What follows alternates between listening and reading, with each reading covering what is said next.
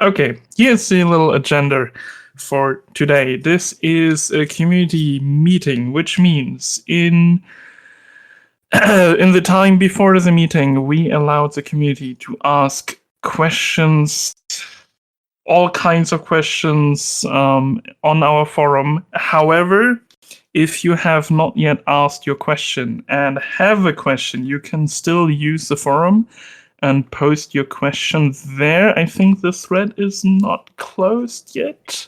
Well, that was a post 20 minutes ago, so it's probably not closed. Perfect. And if the forum sounds way too complicated for you, as Lander and Marginal said, you can reach out to either of them and ask your question that way. Our maintainers and head admins will then jump at the question, tear it apart, and hopefully reply in detail.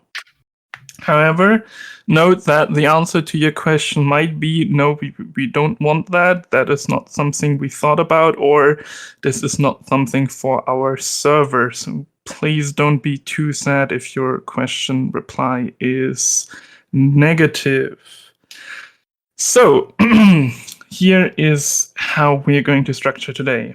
We will start with the questions from the forum relatively soon. And then all our mains and heads reply. AA will also reply for NECA, who is currently, unfortunately, not available for this meeting. And I think that was it. Is anyone else not available? Crazy, I think, is not. I don't blame Eka for not being available, because it's like 5 a.m. where he is. I mean, but yeah, that makes sense. Maybe, if we're lucky, he will be there later, but depending on how long we are taking. But I wouldn't expect it.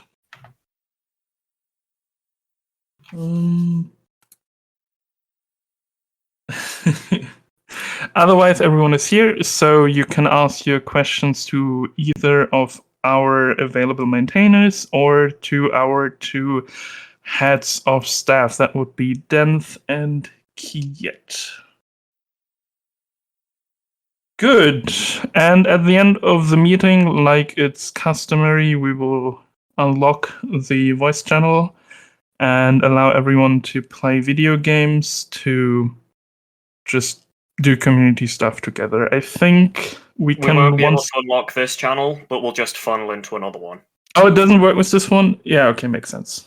Well, in that case, yeah, we will just funnel to the other one, and then we can do the customary Cards Against Humanity, Jackbox games, whatever you guys want to play. We can probably find someone who can start a game of that. Wonderful. Does anyone, before we start, have any questions in the community meeting chat? Marginal, Lander, did you guys see something? No, nobody posted anything in there, in the community questions chat, and I think that's also the point, no? Yes. They should really be messaging questions to CMs rather than posting them. Well, did you guys get any questions? Let me put it that way. Wonderful. No, then I would say, considering all of our meetings in the past have taken hours, and for once I want the community meeting under 3 hours, I guess we would just jump right into the questions. Wonderful. Okay, then our first question comes from Mikuel. And Mikuel asks, can we have the option to start as a sentient space koi or such? I don't always feel like going full shift duty, but most animals can't talk, so it gets boring, and the personal AI isn't always picked up or downloaded either. Right, can I say my piece and the one Neka wrote first? Absolutely. So, my general opinion on this is, well, Space Koi don't do anything for the round and aren't really useful for the crew. They're just a fish in space, and they are not even guaranteed spawns at round start. So, I see no point in making them player controllable just because, well, I'm gonna be honest, with some of the players, they will just spawn as a space koi, break the windows, and breach half the station. And then as for Nekka's response, between the lag and annoyance of these, I'm fairly against expanding such things too much. We want people playing the game as crew members. This is Space Station 13, not Space Koi Simulator. And Fox says, not really interested in adding this. We need more focus on the station, not off the station. Now is the time for Kiet, Dance, and Sari. Do you guys have anything to add? I was going to say when you code it, but that's not going to work because we don't want it. I was going to say I'm against players playing animals in general, even station pets, because I think that half the time they act extremely unrealistically, and the other half the time they're just an annoyance. I don't think space fish should be playable. I don't think station pets should be playable. I think that the only time animals should be playable is if there's a sentience event. It should be rare. It shouldn't be normal. Oh, something else from Fox. It's worth mentioning that you used to be able to play as a fully fledged space carp at one point in the past. It was quite awful. People just respawned over and over and depressurized everything, and also meta-grudged the heck out of people. I would add that the problems that are caused by players playing station animals can be just as annoying as the problems caused by players playing space carp. They're just harder to notice. Okie dokie. I guess that answers this question, which brings us to our next question, which unfortunately otherwise the structure is going... otherwise, both Landerlow and Marginal have too much on their notepad. I will just straight go to the posted question from Landerlow, which is from Ratpack Cohen. Are there any plans to improve the gameplay of Librarian? I know Kiet has talked about revamping it a few times in the past, and I was curious if there's any progress with this. I guess I sort of have to answer this one because it was my idea. Short version, not only have I not made any progress on Librarian, I'm no longer contributing to the Paradise codebase either at all, and I won't be in future. So anyone is free to take my idea and run with it, but I will not be developing it or anything else for Paradise in future. That doesn't mean it's not a good idea. Like I would definitely, it would make me happy if Librarian was more of a serious job and had more mechanics to it and wasn't just a arbitrary meat shield in between you and getting a book. But I cannot be implementing it myself. Sorry.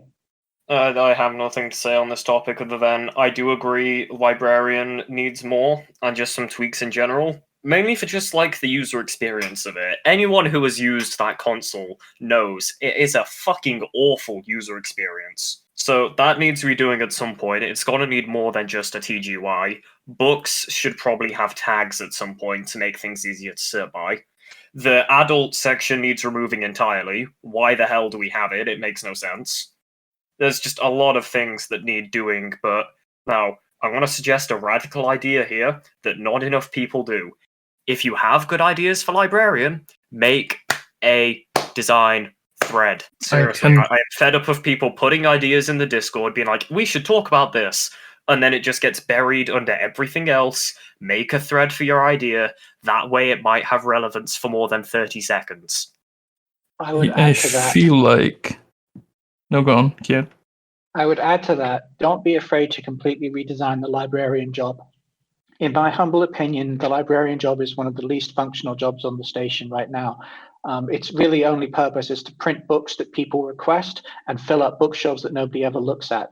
Neither of those are really a valid reason for a job to exist. In my opinion, everyone should be able to print books from just a library terminal. I mean, you can do that in real life. You don't need to ask a librarian to give a book for you. You can just get one.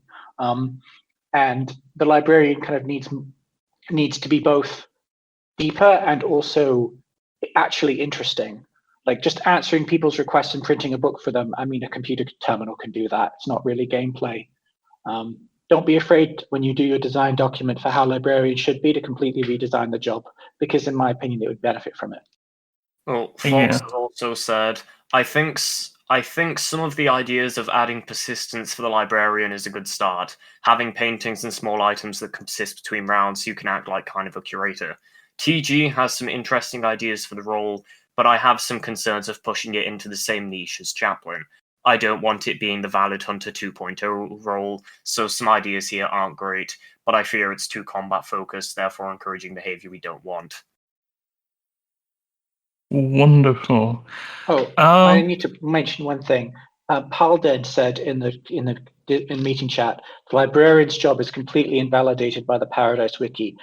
I would agree with this, and I would go even further, and I would say the purpose of the librarian in terms of content should not be how-to guides. How-to guides belong on the wiki. The librarian's job should be, in terms of content, should be stories and whatnot. And I would even be okay with a redesign that has books in the library literally just pull from wiki pages, because that would make them way easier to maintain and edit and keep track of, and have fewer but higher quality books. So while we're on the subject of the librarian, I just got a question submitted to me. And that is that Theyeetster asks, while we're talking about the librarian, is the psychologist in the same vein of needing a complete revamp? In my humble opinion, there's a lot that could be done to make the psychologist more meaningful and relevant. Giving it useful mechanics that go beyond just kidnapping people and forcing drugs on them would be a good start. But I have previously proposed ideas for this, and they have not been popular. So I'm not sure I can propose any specific direction other than I would like it to have mechanics. I know, however, that NECA and some other people don't want it to have mechanics.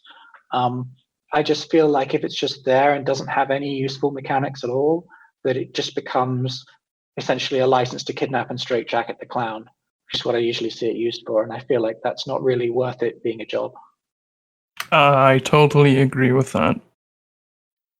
Fox also says that if we ever add moodlets, which I stress is not set in stone, adding moodlets is not set in stone. But if they are added, they would be able to fill the niche of the psychologist. I personally don't like moodlets, but that's a discussion for another thread. We're not going into it here. Yeah, let's not divert it too much. Yes. Wonderful. Next question. Anything else to the psychologist or to the librarian? Otherwise, I will close this and we'll move on to Wombatwave. 3, 2, 1, wonderful. Wombatwave asks, hi, can we expect any rework/changes to the station/map in the future? I remember there was a map rework that was tested prior, and I really enjoyed the changes that were made. Can I be the one to speak on this? Absolutely. So in regards to the mapping queue and the rework before, I assume you were on about the medical science remap. That was test merged, but seemed to have performance issues, especially for people on weaker connections, because of how many decals were put onto the map on the turfs. It increased the amount of atoms on the turf dramatically, and it needed a rework. As for the mapping queue now we're on 5.14, and we can actually look in detail at what is using all of the CPU sending map updates. We may have the rework back in the future, we may not. It's still all up in the air. The are slowly moving forward, with Meta and Delta having much faster queues. Box is slowly getting there, or Siberiad, whatever you want to call it. It's slowly getting there. We just need time. Please don't nag us to merge your PRs. We will delay them by 30 days. Okay, dokie. Anyone else want to add something? I would add one thing to that. Please don't nag the maintainers in general about merging your PRs, because there's usually a lot of PRs and they get a lot of nags, and it's really bad for them to be constantly harassed about PRs.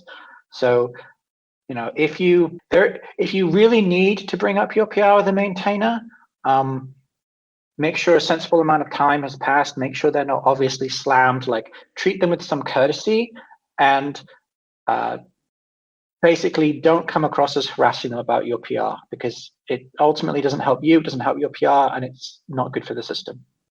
Yeah, at the end, I think, at the end of the meeting, we should talk about how to make a PR from a maintainer standpoint of view.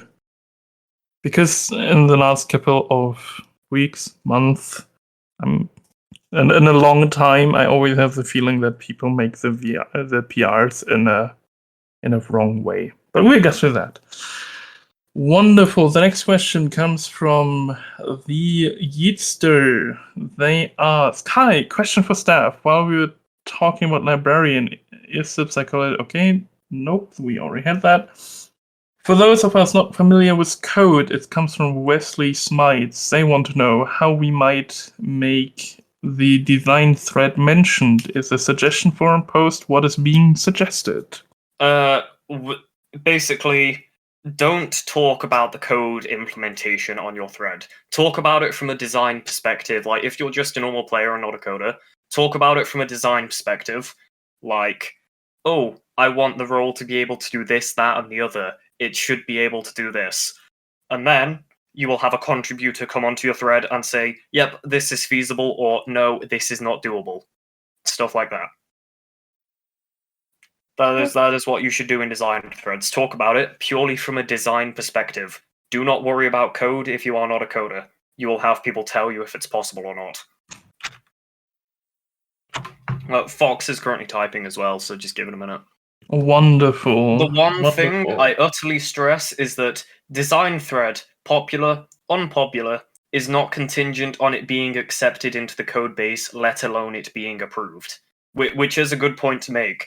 A design thread may be very popular or very unpopular, but at the end of the day, it lands at the door of leadership on whether it does or does not go into the code base. I would add briefly that if you want a very quick check that you can do as to whether your idea might be viable or not, without spending an hour writing up a forum thread, if you simply message a head of staff and say, I have an idea for this, what do you think?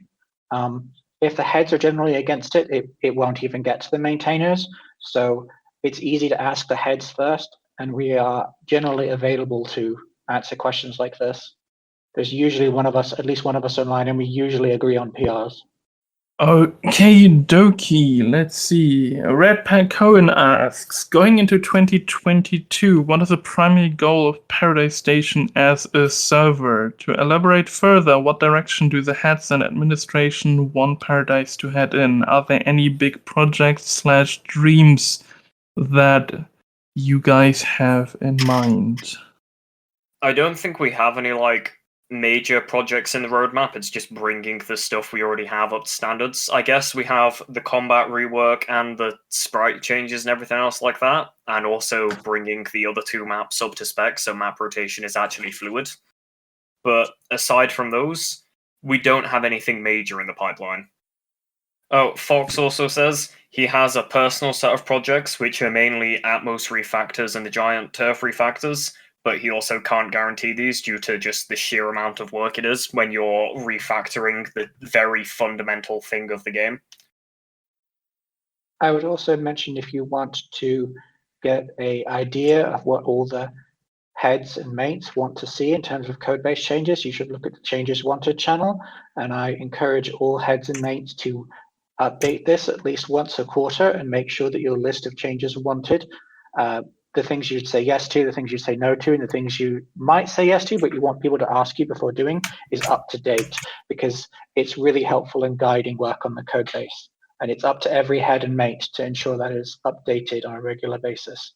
And this one is from Woje or Woje, or you know who you are. Woje. And they ask, yes, that too. They ask, xenobiology is a separate job. I have already made a thread about this and it was well received, but it has no staff response. I think it would be nice to have a discussion on this, yada, yada, yada. They ask, med-based syringe guns, should they be moved to the CMO's office since they are frequently abused and only the CMO has any SOP clause for their use? There's two more. So the Xenobio one, my general opinion on this, no, it's not worth splitting the job, because then you have to split the rest of science up into science chemists, toxins people, only R&D people, only xenobiology people, and then it also becomes the thing of elitism, like, I rolled xenobiologist, only I can do xenobiology. And the current system just doesn't work with that. And well, the alt titles work fine. You pick an alt title for your specialty in science, or just go scientist if you want to be generic. Splitting xenobiology into its own job would be a bad idea. And also, for what Neca says on this topic, splitting off accesses ends up being annoying. We used to have it like this, and it was just a hassle. Yeah, we'll go to the syringe gun question in a second, sorry. Fox is currently typing, but if heads have anything to say on this, now is a good time. I would say I'm against splitting off sub-jobs of science, because I think that the reason that scientist is one of the most fun jobs on the server is the flexibility it has and the ability to work in any area, depending on who is there or what the situation calls for, etc. I think splitting the xenobiologist, or indeed any subgroup of science jobs off of scientist, is nerfing the most fun thing about that job. And I think that in some ways, the other departments could have a lot to learn from science. They would be more fun if they used a model more like science uses. The more you split jobs into sub-jobs, the more you restrict people, and the more likely people are to end up with jobs which just aren't useful or even possible in a certain round, and it isn't as fun. Oh, Fox has said that he concurs with my analysis on Xenobio, though I have sympathies towards Xenobio crowding, especially when someone comes in and lords over it and takes up all the pens themselves, or has a really stupid way of running the show.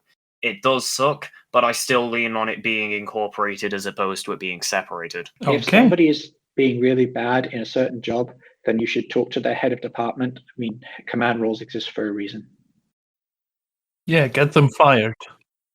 There's also a clause about creating a hostile work environment and clauses for demotion and dismissal. And if somebody is literally taking over the entirety of Xenobio and saying, I'm taking all of this, nobody else can work in here, that is most definitely creating a hostile work environment. Okay, shall we go to the med-based syringe guns? TLDR, I agree with this. Move them to the CMO office. Neca says, I often do this myself anyway, CMO. I'm fine with this. Anyone else? I would say I'm against this because I think that it might lead to people choosing CMO for access to the syringe guns rather than because they actually want to manage the department. I'm also against this because I feel like the CMO has a lot to do with managing, or in theory should have a lot on their plate managing medical. Medical is often chaos on a busy round, and giving them the additional responsibility of looking after the syringe guns I don't think makes sense. I also think there's quite a few valid uses for normal doctors having syringe guns.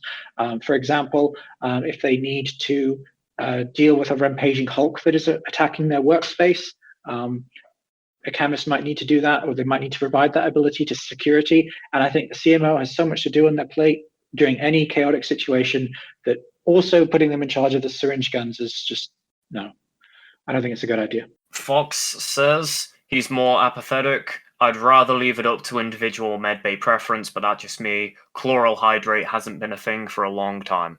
Okay, let's hope they don't get moved. I like to put toilet water in them. Now, let's go to personal AIs. I think it would be cool if one could insert departmental comm keys into them, because it really sucks that the personal AI can hear the comms but not use them. Is there a particular reason against that? Yes, I think that it's a very bad idea to give pAIs departmental comms access, because the difference between a pAI being able to scream, help, my engineer master is being abducted over common, and the difference of them being able to scream the same thing over engineering comms is that engineering comms goes specifically to the people who might be literally one room away, and it would further increase pAI's utility as a defense against antagonists, and that's not really what they're designed for, and I'm worried about it would affect the balance too much. Also, the purpose of engineers, for example, having engineering comms is so they can do engineering work. pAIs cannot actually do any work in the department their master is in, really, so it doesn't make sense for them to have the comm. What's called? I have written down, if this were to be a thing, the implementation would be shitcode. And Neca has written down, Neca, AA's opinion greater than mine. I kid you not, that's what he wrote. Okay. So, while Fox is typing, there's something that Quake posted in chat, which I need to answer because it's an important general design thing. He asked, why are we taking away so many defenses against antagonists? To be really blunt, the stronger the position that crew are in versus antagonists, the more difficult antagonists have it. The more difficult antagonists have it, the more they basically have to play to win in order to not die, which ultimately erodes the RP balance of the entire server. The fact that crew are weak against antagonists puts antagonists in a more safe position, which enables them to not just go for the most effective techniques all the time, because they have a chance of surviving if they don't. That's why we want crew to be weak against antagonists. At least that's what I believe. Oh, and Fox, in regard to the PAI comms keys, it's something worth exploring, but I'd rather them be utility-based companions rather than harm alarms. People should want them for companionship and minor utility, not because I want to live and be saved to win the game. Okay. Yeah. Let's go to the next question. Comms keys. Woje is interested in knowing. I'm interested what the thoughts are on creating a way to make them. Is it technically possible for one to run out? Are there any spares to replenish it? Especially a concern for karma rolls like Blue Shield and T-Rep and so on that do not spawn with a spare headset. So, there's a reason that everyone else has spare headsets. This is fixed by giving people said spare headsets. Science doesn't need to be able to print comms keys because science doesn't need to be more overpowered than it already is by giving them access to different channels. Yes, I know there's the whole, oh, just lockbox it argument. But if a traitor has an emag, oh, let me just print out free security comms, free command comms. Oh, whoops, a captain's radio key just slid into my pocket. Oh, no. And then as for NECA's response, although technically possible, unless it's actually happening at an issue, I don't see any reason to change it for science to print comm keys than headsets. Very, very briefly, I don't care if science can print interesting and cool things. I think that is a large part of science's purpose. But I do think that it essentially creates a lot of potential complexity for not that much gain. The most gain I could see from a system that allows printing comm keys is for, say, all of security to come together and say, okay, we're printing a replacement security key and invalidating the old one so that it effectively re-secures our comms. I think that would be cool and interesting. But I think the amount of coding work, the amount of snowflaking, the amount of accounting for it in all the other systems, and the amount of teamwork required to successfully make that worth doing, I don't think it's very likely. So I probably don't think it's worth doing. Sorry. No. Fox says, we used to have printable PDA cartridges, and it gave us a tiny glimpse of what this was like. It wasn't pretty. We don't need more stuff jam-packed into science, and lockboxes are a poor solution to these kind of issues. You used to be able to print any PDA cartridge from assistant all the way up to captain. Okie dokie. Then let's go to the next. Lumpy, Yeah. in response to what if you could duplicate keys using an already existing key? I have a problem with that as well, because you'll just have someone raid the security headset from arrivals, duplicate the key 100 times, then put it back like nobody knew anything happened, and then suddenly the cult has 100 security comms keys. They should not have a way to mass produce them. Period. It's not just cult. I would say that the exact same thing will happen with changelings. One changeling will down an officer, and as soon as they do that, they'll go and duplicate the key 10 times and give every changeling in the round a security headset key.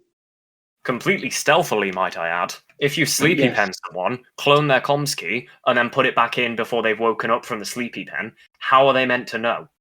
Whoa, 50,000. What if the captain had a device that could produce keys and have it be an antag objective? Like an antag objective to capture that device to print keys. That's still an awful idea, because then that's just giving the antag an excuse to get all radio channels, and then anyone else can steal that and then mass produce keys for any antag they want. Cult, Shadowling, Changeling, anything. We do not need a way to mass produce radio keys, and I stand by that. Okie dokie.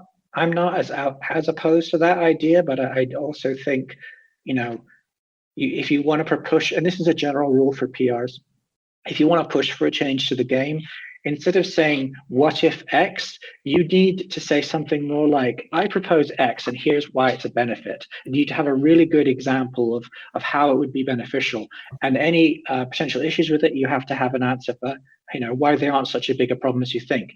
It's less a case of, we're obliged to entertain every idea that's put to us with a what if X, and more a case of we want changes to the game to be well thought out and planned, and we want, to some degree, the implications to be known, understood, and endorsed. We don't want to make changes just for, what if X, or wouldn't it be cool if Y? Like, more thought needs to go into it than that.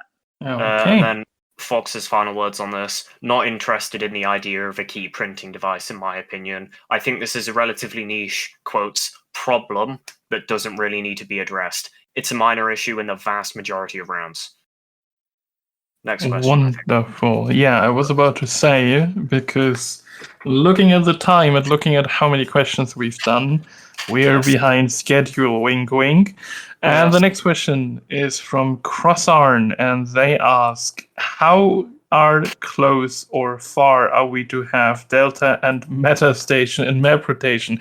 Well, I guess... I did that about a week ago. Let's see, what is the second question? Also, what happened with the medbay/science map rework on Box Station we were testing out before? I think that was also answered. I mentioned this before, but I'll go into detail again quickly. That remap had terrible performance issues, especially for people on weaker connections, due to the sheer amount of turf decoration stuffed into the tiles. Now that we're on beyond 5.14, we can actually profile this, but again, this comes down to time and general other things. And if you can't tell from my step back at the moment, I am incredibly busy with things. So yeah, just wait. Please be patient. Don't nag us, for fuck's sake. Okay. Then the next question is from Nerfection, and they would like to know, could there be any plans to improve the micro rounds caused by round start blobs and inexperienced wizards? I personally want to remove round start blob, because with blob, you have to balance it for two complete opposite ends of the game spectrum. You have to balance it for the start of the round, where no one has anything except welding tools. And then you have to also balance it for late game, where science has every hyper gun under the sun with potato cells that hold 400,000 units in mechs. And then as for Neka's answer, shit happens. Sometimes rounds are quick. I don't see this as a huge issue. Briefly, I'm more sympathetic to Affected's point of view than I am to Neka's. I do know from experience that trying to balance something for both round start and late round major event is incredibly difficult. I don't see the short length of rounds as a problem, but I do think that I understand why people get frustrated when blobs die within literally 5 minutes of round start. And Fox says, moving to fully fledged dynamic is inevitable, but requires an overhaul of antags and how they work, namely antag datums. If you're not a coder, don't worry about the words I just said. It would resolve this issue long-term, but it's a long-term and not a near-term project. Dynamic, for those who don't know, is a round type that has a budget and adds more antags through the round, and allows multiple antag types in the same round, which also completely kills the meta of, oh, there's vampires, there won't be cultists. That's just gone. So we have two questions from Roarbark, and they would like to know, most jobs currently are very monotonous and are basically boiled down to shopping lists and retail work at the counter, where someone says the name of an item and you give it to them. What's the staff opinion on making a full job overhaul, putting more emphasis on interesting gameplay loops, perhaps with stuff like individuality,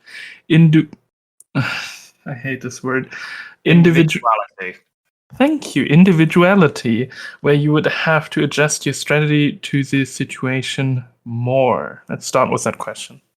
An entire job overhaul would be good, but it would take literal months of work and cause everyone on the server to relearn everything from what they already know, which means there'd be about at least a day minimum of rounds when nothing gets done because everyone's trying to figure out what the fuck they're meant to be doing. Not to mention, if wikis aren't written in advance for this, everything will be even worse. And then Neka's take on this, We're always interested in improving things and making it more fun, obviously, but this is impossible to answer without the specifics of what it involves.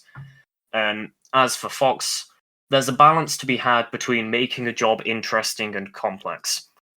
SS13 is incredibly complex. A large part of the design changes over time have been making the game and jobs more accessible.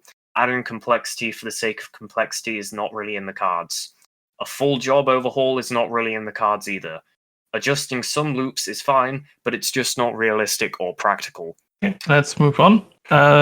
What's the current consensus on how we will deal with the growing player base and the strain it puts on the server? Right, I have some plans for things to test. These are not permanent by any means, but I have some plans to test load scaling, because a full server split for Paradise would not work because of the differences between populations. Our low pop is 40 people. That split across 2 servers, no one would play, it would be shit. But our high pop is upwards of 150 people, which a single server cannot handle. We are hitting the practical limits of what can be done. The server runs a Ryzen 5900X for fuck's sake, and we are hitting the limits on that. So, one plan I have, which I want to try in the future, once the population on the server gets above 120, the second server starts, and people can join that if they want to. It's not going to force you, it's just going to show up in chat saying, oh, we're in high pop, another server starting, you can join if you want. And then once the population goes low again, that server will just close once the round ends when it's in low pop time. So we can split the load over multiple servers in high pop, but in low pop, the entire map isn't a ghost town. And then as for NECA, what Ark said. I have my own opinion on this, but I don't want to be a stick in the mud, and I don't want to create unnecessary problems. So I'm just going to say that we're going to give what Affected wants to do a shot, and I hope it works. While Fox is typing, imagine a 2 stations, and you can switch between them with a shuttle, and one connects you to the one server and one connects you to the other server. That's surely wouldn't be a coding hell to accomplish. Oh sure, serializing everyone's characters to go between servers with beyond code. It's not going to be a fucking disaster at all. What could go wrong? I need to say something else to this. Understand, and I can tell you this because I used to host the server, the hosting side of things is incredibly complicated, way more than is generally understood. And you should be very grateful that Affected has been willing to take on the enormous project of even attempting some sort of load balancing. When the exact same question was put to me, my response is no, I won't do this. No, I just was not willing to do it point blank. You should all be very thankful that Affected is willing to put in the enormous amount of time and effort that it takes to do this. And it may or may not work, and it may or may not be a smooth experience, but even the fact that he's willing to do it at all is incredibly praiseworthy, in my opinion. And you should be very nice to him because it's an enormous amount of complexity and work. 1, thank you. 2, Fox's response. Population is a big problem for sure, but has to be addressed in a complex manner. The current population is unsustainable from a CPU perspective. We're currently using about 60% of the CPU just to send map updates to players because there's so many logged in. Not even doing anything gameplay related, just updates to maps and players' objects. This is crazy. Okay, shall we move on? Yeah, that's all I have to say on this. Wonderful. Coolrune206 asks, I would like to hear from the admin team about where they think the server is in terms of roleplay and what direction they would like to see the server more move in regards to roleplay standards. Considering we will not ask all the admins, because that will take too long, let's ask the maintainers and the heads on this. I feel like our RP level at the moment is a bit too low, and that's also partly why I never play the damn game, although at the same time I have no free time, and I'm a bit burnt out at the moment, but let's just ignore that. And just to me anyway, it always feels like there's a constant arms race between security and antagonists of who can outpower game each other with zero enjoyable gameplay. It's just who can load themselves up on more Memechems, who can augment themselves faster, who can slip each other with soap first, who can do this, who can do that. It's just an arms race of who can outpower game each other. And then as for what Neka said, I'd like to see less bullshit memery overall, especially from Command. That is a good point. AIs that just voice announce E and then have everyone go over radio. Fuck off with that. I guess I'll pipe up and say I agree with what Neka says about Mimi Command. As captain, I play Colin Black, and I make it a almost every shift policy of demoting people who are shit at being command and don't take it seriously. And I would encourage other captains to do the same. I would also encourage admins to hold command to a higher standard than we currently do at times. As to the power gaming and the back and forth, I would say that a large part of this is due to our reliance on stun-based combat, meaning people who RP get killed by people who don't. And I think that the more we move away from stun-based combat, the less at least that particular cause will drive the problem. I don't have a grand solution for how we can fix all of it, but I will say that if we want to move to a higher roleplay direction, the very first thing that we should do is to stop making combat all or nothing stun-based, because that is, I think, one of the two things that is the greatest detriment to RP.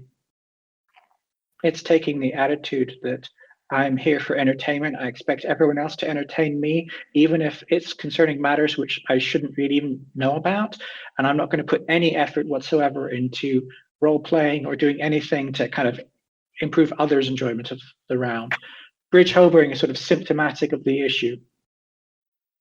That's fine. We have rods for that. That doesn't work if they lay down. Source. I do that. Fox's response. He says he's an odd bird in this light. My ideal would be dual servers with one that slides more towards chaos and antag freedom and the other shift more towards back the true medium RP we had in 2016.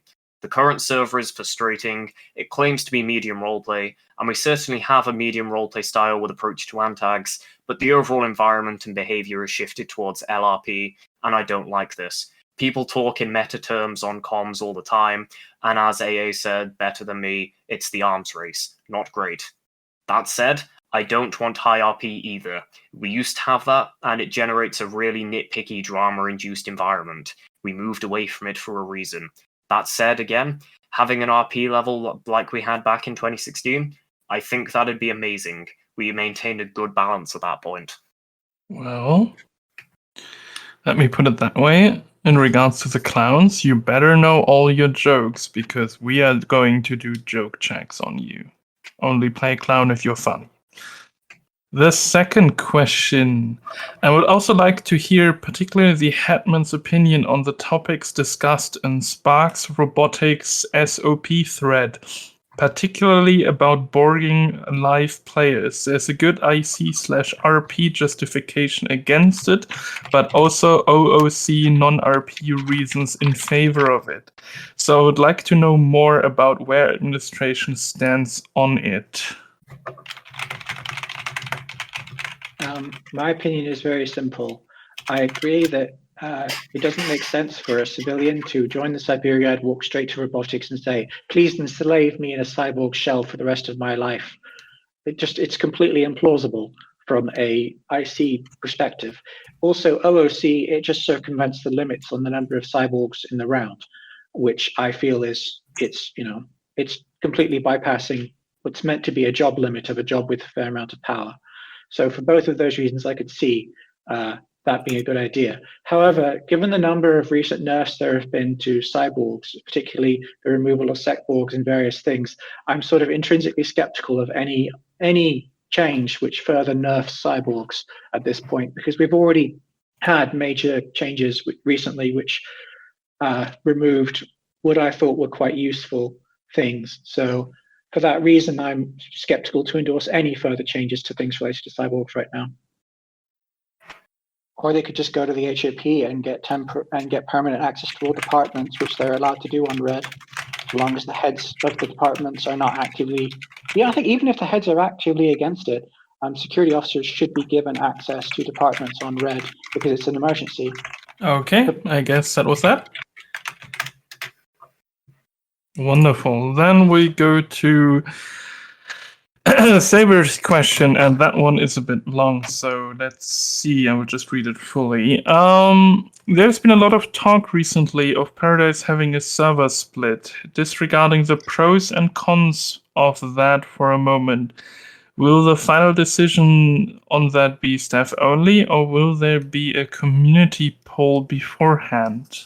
Are you reading all parts of this questions first, or are you doing one part, one response? One by one, unless they're connected. Okay, because I have to sort of piece this together from Neckers because he wrote this. Sorry. It's fine. So, my stance on this, a community poll may be made, but if it deems it better for the server itself, it's what we're going with. And Necker's verdict of this is, like all decisions on the server, the final decision is in the hands of the server staff. No server at all, to my knowledge, makes decisions by the community as a whole as standard. Next piece. Fox isn't typing, so I don't think he has anything major to say to this one. Yeah, then I'm sorry. Oh wait, no, he does. Heads, feel free to speak on this for a minute. I'm passing on this question in the interest of saving us time. Thank you. Oh, he's typing everything as one block. Do you mind if we start going through the next responses and then I'll just read everything as one block? Yeah. Oh yeah. He says just go to the next. Just skip. On that subject, are there any plans to have community service in the future for any new projects similar to the TG sprite port stamina-based combat, economy removal, and shadowling removal? I wanted to actually bring that up in the end, but yes, there is a new community server coming up relatively soon, and at the end of this community meeting, probably though tomorrow, considering I will participate in the community games, there will be a new forums thread. We will open the community survey questions to the community, and the community can provide us with questions. The TLDR is that we are looking for questions that can be easily answered, so we can gather data on it more easily. So I will make a small guide on what kind of questions we are looking for. But to say it easy, we're looking for questions that can either be answered with a yes or no, or, for example, if you ask about departments, we're looking for questions a la which department is currently the strongest, which is the weakest, order in ranks, so that we can take the answers of that question and quickly put them into statistic software. We are not looking so much for open-ended questions as in giving you a free text box and allowing you to write anything you want. However, in the survey, there will be at least one free text box where you can write us anything you want. I would also say that going forward, I can't speak for the entire head team, but in my opinion, community surveys should be essentially entirely run by the CMs. In the past, the last survey, I did intervene on it a lot and put a lot of time into it, but that is not sustainable. Part of the reason I did it was to basically set the tone for what we should do in future, but the goal has always been to hand that off to the CMs and have them do regular surveys of their own initiative. Yep, and that's why I'm also going for the data-driven survey, or rather we are going for the data-driven survey. Okay, next question. Each of those are examples of central features of the game, but them being changed or removed You skipped entirely. over the last one. Oh yeah, you're right. Did I? Yeah, you never I mentioned didn't. the other one. No, you didn't say projects about one. on that subject to their plans to have community server. About the sprite boards. Oh, I'm getting confused. Yeah. But me and Necker both have responses for this. So Perfect. Go ahead. it feels weird to pick these four, given that A, they all came from the same person, and B, only two of these have been declared as actual major projects being underway, being the TG sprite ports and the stamina combat. The other two are not officially confirmed projects, they're just normal PRs. I myself am still divided on the shadowling removal, especially the nightmare replacement part, because they seem unfun to deal with. And as for the economy changes, they're not even finalized yet. And Necker's take on this, we plan to make the changes in the TG sprite rework and the stamina combat, and the decisions we make in the way we always have, which seems to be wildly popular and enjoyed by thousands and thousands of people over the many years. Anyway, next question. Each of those are examples of central features of the game, but them being changed or removed entirely was seemingly decided by a small group of staff members rather than by the community as a whole. Considering how important something like sprites are, especially to how a server feels, putting aside if a change was needed or not, it seems odd that a few hundred active players on the server had no say at all in the sudden new art direction of the game, and similarly with others. I assume similarly with other servers. Yeah. Okay, I want to jump in on this. Please do. You can go first. To put it really bluntly, Paradise is not a democracy. It isn't even a democracy of the staff. You shouldn't expect that the player base will have veto rights over unpopular changes. You shouldn't expect that major changes to the game won't go through without the player base in general endorsing them. There simply are too many changes, too many things to evaluate for us to be able to have a kind of a democratic discussion about these things. We have to make calls. The leadership of the server are not professionals who get paid to do this by the hour. We are all volunteers. We all have a limited number of hours we can devote to Paradise in a week, and there are usually hundreds of PRs on GitHub. We have to make decisions. We have to make them in an executive fashion, and sometimes we will do things that the general player base doesn't like. That is just the price you pay for admission when you play on Paradise. Having things be done in a more democratic fashion is just not possible given the constraints we operate under. And that doesn't mean we don't consider players' views. We do consider players' views. We don't want to make players unhappy, but the sort of mentality you're proposing, where we don't make major changes unless we know the player base is on board with it, is just not viable. Okay, so in terms of seemingly decided by a small group of staff members, that's how leadership works. And this isn't part of NECA's response, this is part of my response, but I'm quoting from a thing NECA said. We're not an emojicracy on the GitHub. If you want to influence the design process, you'll have to talk to the people involved in a constructive fashion and with good faith. The only time that people vote on PRs on the Git are people who actively stalk the Git and vote on every single PR that comes up, which almost nobody does, especially if you're not an active contributor who doesn't check the Git 24/7. Sometimes things are decisions made for the betterment of the server, with the entire example being the sprite change. Our art style is old, and if we port anything new from other places, the sprites don't match properly at all, hence the conversion. If the vocal minority says, but we like the current sprites, and then porting something new, that same minority will complain that it looks out of place if we port in a new sprite and it doesn't fit with the old sprites. And as for NECA's takes on this, we do allow player input into major and controversial changes. Saying that these happen without player input is absolutely not true, and it's a bit slimy to suggest this. We constantly engage in discussions and get input from players on the GitHub, forums, Discord, and in-game. We're in fact doing surveys and meetings about a range of topics to get input right now. I have to assume you're purposefully ignoring this at this point. Asking this at a community meeting where we're specifically getting input from players is frankly bizarre. I need to add one more thing to my reply.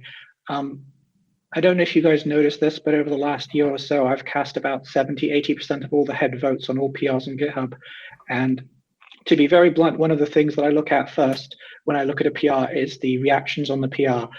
So if a PR has a lot of negative reactions, for example, I give it a lot more scrutiny than I will if it has 10 upvotes and no downvotes. So even though the votes that players make on PRs and the opinions of the community are not, it's not a formal requirement for the thing to pass, obviously the leadership team doesn't want to make changes that players are going to hate. And we do put a lot of effort into gathering that. I mean, Toodle's surveys, for example, that are coming up. But we're never going to allow a situation where we feel like we are hostage to the community, because often, and you'll know this if you've looked at professional game design or AAA games, often people will make suggestions and get popular support for something, even though it's not actually in the best interest of the game. Yes, and this is one of the few questions where I'm actually going to say something. From a CM standpoint, if you are ever in a place where you don't feel good about something and you do not want to approach someone directly, I don't suggest doing that for everything, but if there is something you like, I think X, there's something against us, you can always come to the community managers. Like AA said, we always listen to the community. It is very important to us, but we are not a democracy. And to add to that, it's not mine surveys. We all do the surveys. It's the Landerlow Marginal Toodle survey. I'd like to add, in terms of coming to a community manager, actually do come to a community manager. Like, I can't read people's minds. If something is on your mind, drop a message. Yep. And I don't think that the slimy suggestion was meant to Saber specifically. It's just, in the past, whenever there was, let's say, a controversial change, people sometimes go a little bit bazonkers and assume that we hate the player base. We don't. I like every single one of you. Even if you are banned, even if you are a shitter, you have a place in my heart. Let's move on. What's called? There's still the last part of this to say, and I've still got the rest of Necker's to read and Fox's response. So, yeah, we'll just read it. So many major and sometimes controversial changes happening without any player input could easily lead to players just leaving for another server, whereas having a survey of some sort beforehand would likely negate the issue entirely. Even if the results of said survey don't end up swaying the server's direction at all, giving players some ability to vote on matters relevant to them would help a lot. So, we have community surveys and meetings like this for a reason from time to time, regarding stuff that needs changing when it does. However, if we feel like a change won't require a community poll, we won't make one. As for Necker's take on this, we're not going for quantity here and making decisions based on the threat that players will leave for another server if we don't do what they like. In some cases, some players leaving is in fact an incentive for us. We're not trying to become a lowest common denominator server that tries to accommodate everyone and gets the highest player count. Finally, we're constantly being asked to make changes faster. You seem to want things both ways, for us to do more work faster for free, but also be able to listen to you and do what you want. And as for Fox's take on this isn't a democracy and never has been. When Necker, Mkenna, Kodos, Ponies, Regens, El Diablo Shadow, and myself founded pAIs, God, those are some old names, we ultimately built it with a vision in mind. These aren't going to be put into a vote for every single community decision or input. Individuals in head of staff and code have been doing this for literally years now. They have experience to make such design decisions. This isn't to say that community input has zero value or anything like that, just that we're not going to put everything into a vote, nor good directions necessarily the popular one. In this regard, I recommend a small video to everyone. It is from a YouTube channel called People Make Games, and it explains why players are always right about how they feel about something, but they might not know the reason why they feel about something. In this case, it was that they thought one weapon is stronger than the other one, but they had the exact same statistics. It was just that the other one sounded more powerful. It's very important to keep. So you're saying that we need to give the Stetchkin a sniper sound? No. You would make it feel more powerful with that. I think Toodles, you should put a link to that video in the chat when you can, or in the thread. I did. It's in the community meeting. I would encourage everybody to seriously consider watching that video. It doesn't have to be now, obviously, but definitely, because that video explains a lot of the issues with just completely following player polls or survey results, and gives you a better understanding of what we deal with when it comes to the complex process of digesting community feedback and trying to make the best changes for the game. And the funny thing is, the guys behind Wolfenstein Enemy Territory changed the sound of the weapon, said they adjusted it, and suddenly the player community said, oh yeah, it feels much better. Even though statistic-wise, speed of fire, damage, nothing had been adjusted. It was just the sound. Okie dokie, let's move on. Qwertytoforty asks, if you had to pick a job to be removed from the station, what job would it be and why? Honestly, mechanic and pod pilot. Space exploration shouldn't be something that's piss easy to do, and both of them rely on the utter shit code that is Spacepods, which, I kid you not, Spacepod code is 90% copy-paste of Mech code. They should be subtypes and use proper inheritance, but they don't. No, I'm not even going to check git blame. I'll put my keyboard through and monitor. Nekka's response to this, if you had to pick anything to remove, what would it be and why? Anything and everything to do with the gateway. And Fox's response, Brig Physician. It's the epitome of anti-design patterns. Everyone is meant to bow before a particular department for particular needs in gameplay. Science is egregious in this manner, but that's not meant to be an excuse for the departments to be able to violate this as well. It means science needs addressing. Brig Physician shouldn't be able to be a near-guaranteed go-to personal doctor for security. Security needs the same risk that everyone else does when they go to the medbay. The original design for Brig Physician wasn't even directed towards security, but for prisoners that got harmed during an arrest. The job has emergently evolved beyond this, obviously, and it's morphed into a toxic job. Self-sufficiency and avoiding risks aren't good designed. And second place for worst job, Spacepod jobs, for the reasons I said. For my answer would probably be clown, not because I hate clowns, but because I think that most people who play clown treat it as an excuse to be shit to other people, rather than a job which is meant to amuse the crew. Rarely do I see clowns telling jokes or trying to be an asset to the entertainment value of the station. Most clowns just kind of are shitty. The same problem is true with mimes. I basically never see them miming anything, but clowns are more visible. I do think that there is a place for a job which involves amusing the crew, but I think that clown is no longer that job. Clown has degenerated into essentially just be a shitter to people, then call it a prank. And that is not what I want. Well, how about we combine the idea and just give security a clown? No. Oh dear. Okay, moving forward because the time is ticking. How do people feel about mechs right now? Are they fine, as in too strong, too weak? If something needs to be tweaked with them, what is it? Cost, health, weapon, speed, power, something else? Mechs, they're very situational. They are not the be-all and end-all of combat. Like, for example, mechs excel at being siege assault for cult bases or terror spider nests because they're just good at mass destruction in that place because it's a situated area. However, for actual mobile combat, mechs are absolute shit because people can just direction kite them. And you've seen this. You know how mechs need to face the right direction for what they want to fire in. You've seen it where a terror spider will just hop from one side of the mech to the other and just attack it before the mech has even turned round and destroyed the entire thing before it can even get a shot off. They are not good for mobile combat. They are much better as siege weapons. The people that see mech bases, cult bases get absolutely decimated by mechs will say, oh, mechs need a nerf, they're too powerful.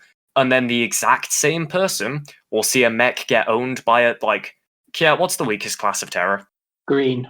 Yeah, they will see a mech get owned by a green terror spider and then say, oh, mechs are shit, they need a buff badly, look, it got killed by a green. They are fine, pretty much fine balance-wise. They're situational. Use them as area siege, not what's it called for mobile combat. They're not a scout, they're a heavy. Yeah. Nekka's response to this: mechs are fucking cool, and stomping them around the corridors is fun.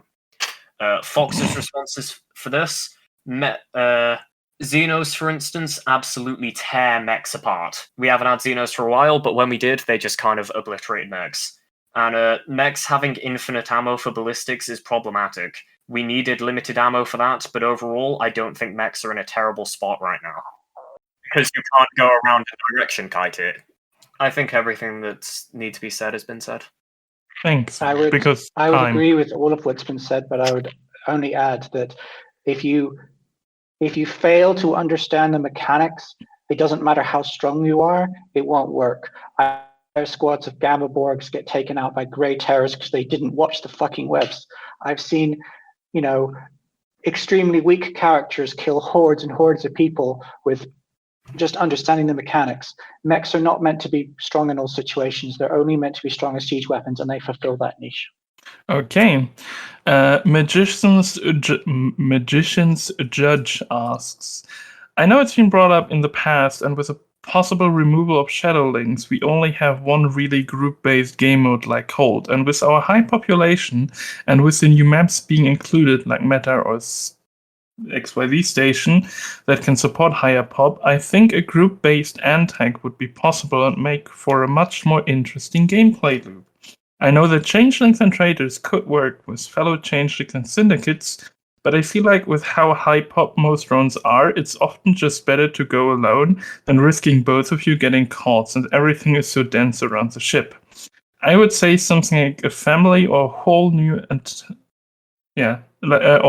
antagonist, which how the other stations have generally having more in the antagonist department.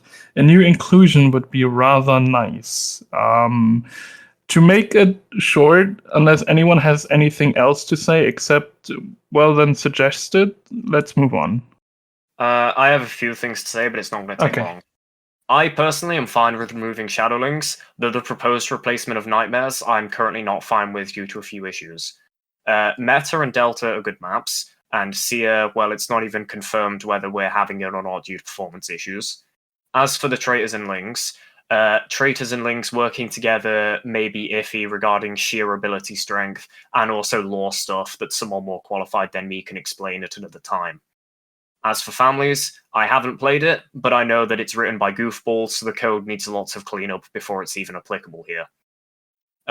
NECA's responses for this, I would have liked Shadowling to be fixed, but it didn't happen.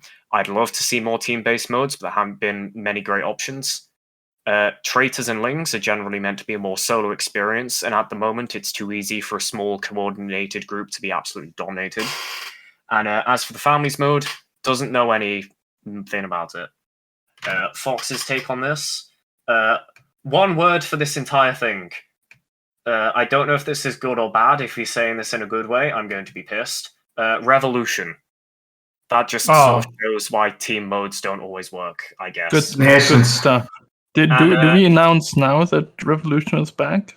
No, it's never coming back, and I stand by that. Anyway, otherwise, I'm not familiar with families, but it might be worth exploring. Next question. Yeah, and we are not bringing up Revolution. That was just a joke. No. Theyeetster asks, what are the issues with Spacepods? What could be done to fix some of their clunkiness? What is the stance of the community surrounding Spacepods? What should be done with them? We are not going to ask the community. Are there any plans to add some TG combat, rolling around on the ground, getting rid of ranged stuns? Can I just briefly say that I think that we should replace Spacepods with a subtype of mechs, and I highly doubt the maintainers will disagree with me. No.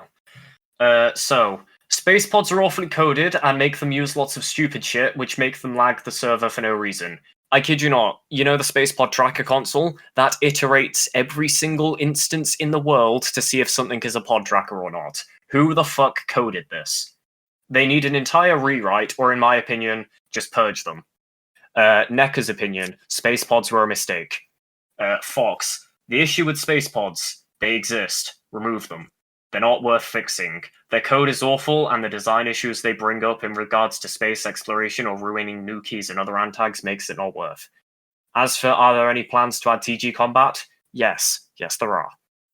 Okay, next question. Considering time is running out again.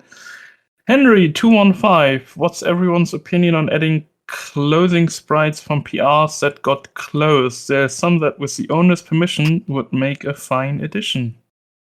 If the PR got closed by a maintainer, don't bother taking the sprites. We likely closed it due to not wanting the sprites. If they got closed by the author, it's likely they didn't want them in this project, as seen with a recent spriter closing all of their PRs. NECA's response, can't really comment on this without knowing why it got closed. The reason it was closed utterly differs on that. All in all, work with the mates and talk to them before reopening anything that was closed. I think that's all to be said on this, unless Fox starts typing in 5 seconds. Okay, then we have another question from Magician's Judge. Oh, their mistake? Okay. Magician's Judge asks, away missions are in a somewhat weird place. I feel like most of the time they're either empty or useless gates, which makes it unused the entire round, or a very high risk reward place that has been mastered by veterans to the point it can be just free loot. I feel like it's kind of in need of a possible whole new map or possibility at it. I feel like it's kind of in need of a possible whole new map, or possibly adding a job slot at the beginning of the round so it makes it more likely that people work together. I feel like there's a divide in how people want the gate to be run. Some people say that it should just be a place to be used for role-playing, but then it's not used at all, like the beach gate or a place to get gear, which sort of turns into a rush to the gear and leave, which why I feel like adding gates that work better when doing it when other people... Oh god, please read Can your I take stuff. this one? Yeah, you Okay, get the so idea what first- they want. So first thing I will say is that when asking questions, it really helps if you kind of organize the questions in a clear fashion. The second thing I will say is that your assumption that there's disagreement about what the correct thing to do with Gateway is true. Even among the staff and even among leadership, there is disagreement about how we want the Gateway to be handled. Personally, I do like the Gateway, but I also agree that most of the Gateway maps are somewhat useless. I would prefer Explorer to be a round start job than a transfer only job. The focus should always be on the main station, but I think that having a job which explores space is a good idea, and I think the mechanic is currently shoehorned into that and shouldn't be. Lastly, I would say that I don't think that Gateway missions are destined to always be something that veterans can just power through. When I made the Terror Gateway mission, I intentionally randomized it as much as possible so that if you're really skilled and know what you're doing, you can get through it, but it's never a case of simply repeating all the same actions. Even the key objectives in that mission are randomized in placement, so you cannot simply follow the same rote script every time and win. And I think that if we are going to make new Gateway missions, which I would love to see, but I admit other leadership may not like, if we are going to make new Gateway missions, I would like them to be heavily randomized. Most of the Gateway proposals for new missions that I've seen people propose to me are very big and complicated and detailed and have 10 different steps to complete the mission and all that stuff, but there's no randomization, which is a deadly flaw because someone is going to post a guide on the wiki or the forum as to how to complete the mission, and then anyone who walks in can just do it by following the guide. That's not how they should be. So, the way I see it, away missions don't really serve much of a purpose other than getaways, which is quite literally an anagram of gateway. Anyway, a lot of our away missions, well, the pool we have is small anyway, and on top of that, a lot of the away missions have been disabled due to either being completely mundane, for example, the non-Terra Spiders version of UO78, being a loot haven, the Wild West, being completely broken, the Hotel Gateway, and so much I don't even know why they're disabled, for example, the Wizard Ship. As for Explorer Job, it was pitched previously in PR 6431, which I will link in the channel, assuming the bot works. Yeah, there we go. There's feedback on there. It was shot at the time. I do agree that there is a divide between people and how they want the gateway to run. I do agree with this. We need to decide on what the hell it is for modern day para, instead of what it was like in 2014, where it was the mime and clown thing. NECA's take on this: I dislike the idea of away missions in general. I think it takes away from the station as a whole. Personally, I'd prefer if they were removed and all the time the effort was spent on the station. The server and game modes are about paranoia and antags and events on the station. I could see a server doing great if it was specially about the away missions, though. That'd be fucking cool if someone made an away mission exclusive server. Fox's take on this: I am vehemently opposed to the expansion of the gateway, frankly. I've never seen the pool. I'd rather see the pool of away missions shrunk. I was the biggest gateway advocate, standing in opposition to NECA when the gateway was first added. That said, I've been very strongly persuaded by his stance and logic on away missions, and have since changed my mind. I don't like them. I don't like the gateway. The action, the roleplay, and the adventures should be focused on the station. Having away missions like the beach, minus the loot area, just the sandy area I'm speaking of, places to get away to and relax, I think they're largely fine. But away missions that have loot or are an adventure zone, I don't think they're good or healthy for the game. Okie dokie. By the way, in around 30 minutes, we will do a short 5-minute break so everyone can do whatever people do in 5-minute breaks, be it go to the kitchen, get some food, get some new drinks, you know the drill. Okay, next question from MisterMan, and they would like to know, what's your favorite/least favorite method of powering the station and why? My favorite is the super matter because haha funny crystal, and my least favorite is solos because they're boring. NECA's favorite is multiple Pac-Mans and then needing constant fuel because it feels like a steam train. Least favorite is Tesla because it's boring. Fox is typing. Favorite super matter, least favorite Teg and solos. I would say favorite super matter because it's actually a job, like you can configure it in different ways, and least favorite solos because they power the entire station with zero maintenance, zero risk, and zero reason to ever use any other engine. They're like a new Tesla. Oh, and on the topic of that, Fox also says Goon's Teg is pretty fun, but we can't have that. Reasoning why is licensing issues. I'm not going into that here. If you want, I'll explain tomorrow. It's just so crazy the thing it does and the sound it makes as it ascends into glory. Okay, the next question is, I will just read it. You guys hopefully have a reply. It's from DeusEx, and they would like to know, QM, head of staff, more cargo work, engineering, new objectives that actually makes you make rooms construction department, breaking up science, switching mechanic and robot, changing Russiagate to not be broken as hell heck. Give us moths, senior mentor position. So QM will never be a department head. This was tried, and we're never doing it again. I don't know what else would be cargo work. We're not having a dedicated destruction department. Why would we swap them where the mechanics and robotics are? Robotics needs stuff from R&D, the mechanic doesn't. This would just encourage robotics to make proto-lathe, which we already don't want. Russian gateway is fine. I would not be opposed to adding moths. Like, unironically, remove Vox, add moths. Problem solved. And as for senior mentor, well, senior mentor is just ego inflation and false importance. It's never becoming a thing. NECA's response to this ordeal: this is better to discuss as a suggestion on the forum, but we don't need the QM as a head of staff here for sure.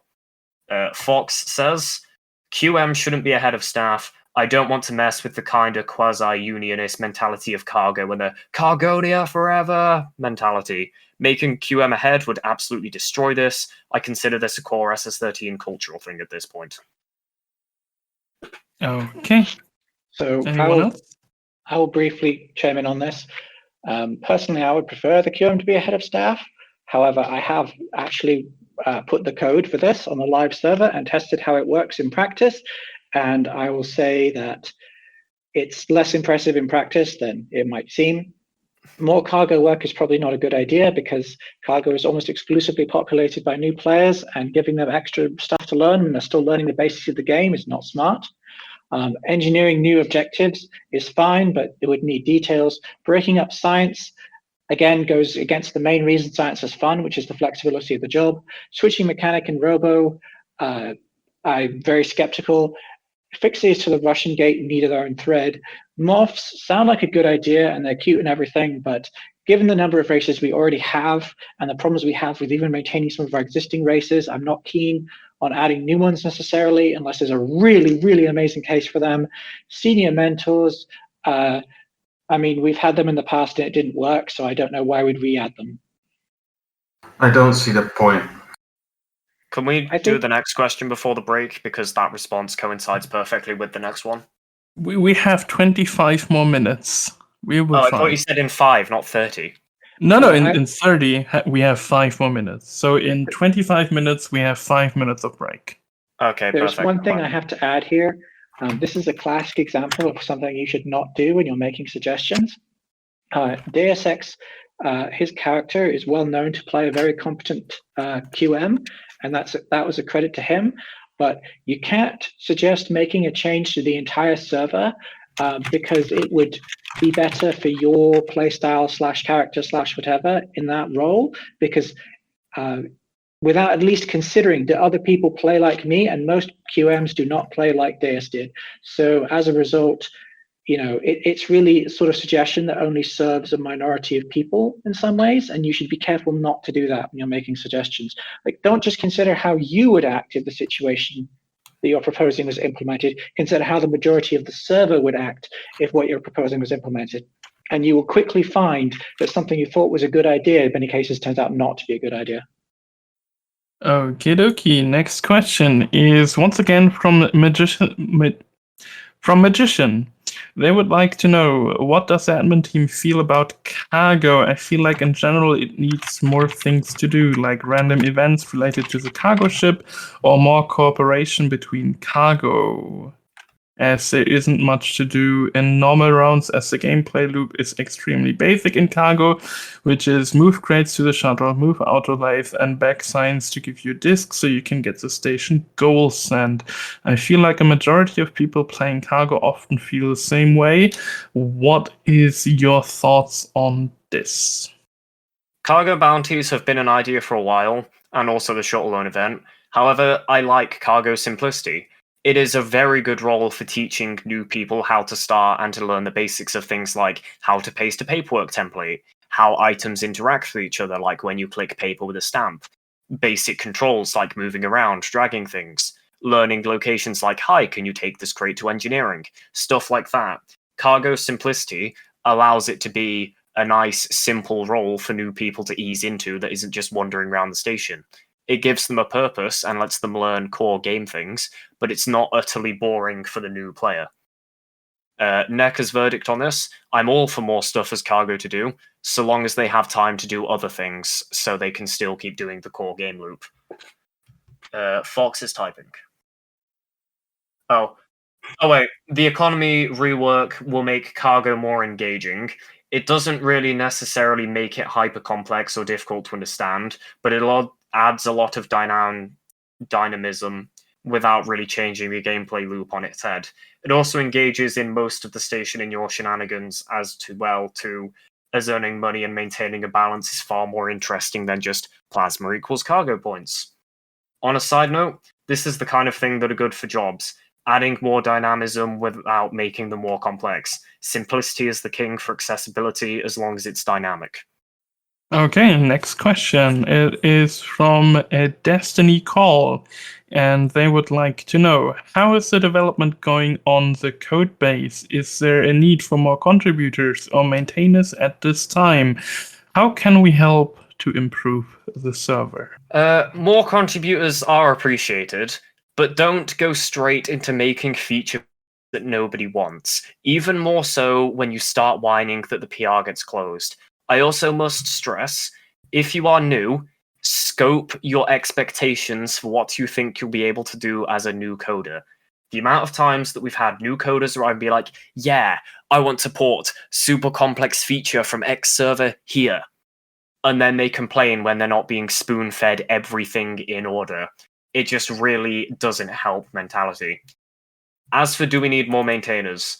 More maintainers would be nice, but we don't really have any suitable candidates in regards to both ability and etiquette. NECA's response to this: quality over quantity. We don't want too many cooks, we want a few high-class chefs. Yeah, anyone else have anything to say? We could always use more contributors, and I've long wanted us to have more maintainers, but you have to be, if you want to help out, we do appreciate it, but be very careful to limit the scope of what you're attempting to do until you get more experience under your belt. The first PR I think I ever made for Paradise, maybe the second was a Terra Spider PR that was about 5,000 lines and was just enormously huge and had terrible code because I hadn't really written DM code before and was impossible for the maintainers to review. Don't make the same mistake I did. When you're starting out contributing to the server, keep your PRs small and atomic, and ideally focus on fixes because they're way easier to get done. As you gain more experience, then you can take on bigger projects, but don't leap at the big fancy glowing things or features when you start, because it's a recipe for disappointment if you do. Take it slowly, build your competence, build your confidence, only take on the bigger things later. So, Kiet, what you're saying is be a Toodles, don't be a Kiet. I mean, if you start honking every time you submit a PR, I'll be unhappy, but otherwise, sure. Yes, but if you're going to be a PR reviewer, you should at least try to make some PRs first, because it's the job of the PR reviewers is to review PRs and make sure they comply with the coding guidelines and are well coded. If you don't know how to code already, you're not going to be good at that job. You're going to have to code before you can be a PR reviewer. That is a very good point. Do not even try and apply for PR reviewer unless you've been like a well-known contributor for multiple months, because, well, it would be like showing up to be a driving instructor when you yourself can't drive. It doesn't make sense because you don't know what to look for in a code review. And PR reviewers have an important role on the server in reducing the workload for us in a review, because they will deal with all the things like, oh, this needs to be styled like this needs to use this define, this needs to be scoped to this proc, etc., which makes the load easier on us. We need, like, the best way to sum up the whole of PR reviewers and maintainers: quality over quantity. We do not want 100 PR reviewers. Okay. One thing I need to add one thing here, which is the last question: how can we improve the server? The best thing you can do is figure out what your special skill is and try to contribute in that area. If you're really good at reading text and editing and whatnot, try helping out on the wiki.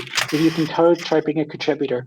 If you have a lot of experience running game servers and you have a clean history and whatnot, consider applying for admin at some point. Figure out what your strong area is and look to contribute there when the opportunity arises.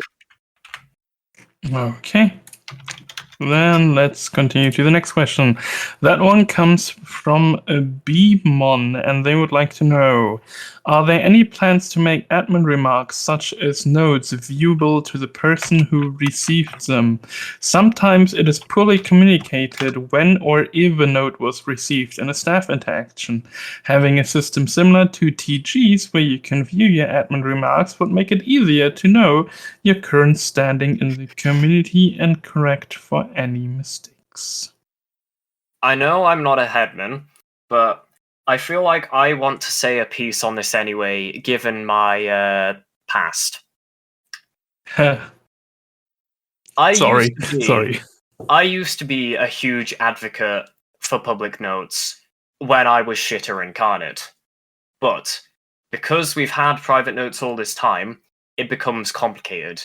We can't instantly make everyone's notes public due to things we need to keep secret, such as ban evasion intel, metagaming lookouts, watchlist info, confidential stuff like IPs, etc. And if we have selective public notes, as soon as someone asks for the notes to be made public, there's always going to be that one person that says, I want all my notes public, stop hiding some of them, even if they're all fully visible. It's a difficult question, and I don't really care too much on the topic nowadays.